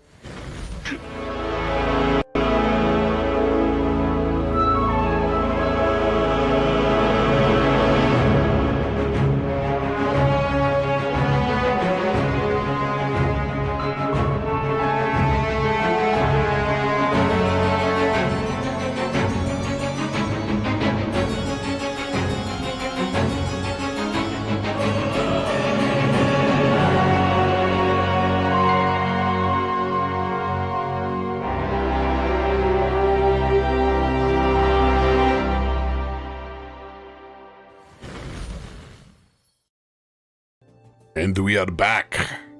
Thank you, James, for hooking us up with the scene that you see here. Stormforge in the flesh. And I don't know if it is on his Patreon yet or not, but at some point in time it is. So you can create your own fantasy floating city and use it in your campaigns. Love it. I can't wait to see more of it. Over here on the channel, we do not have any D&D tomorrow, as the boys are once again busy, and it's going to be like that. I think we're just never going to get this last episode of Rise of the Black Worm. At some point in time, whenever they're available, it will get done. I did post that there is some top secret redacted stuff going on. I can say that there is going to be a one-shot, or not a one-shot, it's going to be a 3 to 4 shot adventure that I'm planning with new folks that I don't get to play D&D with, that have trouble with time.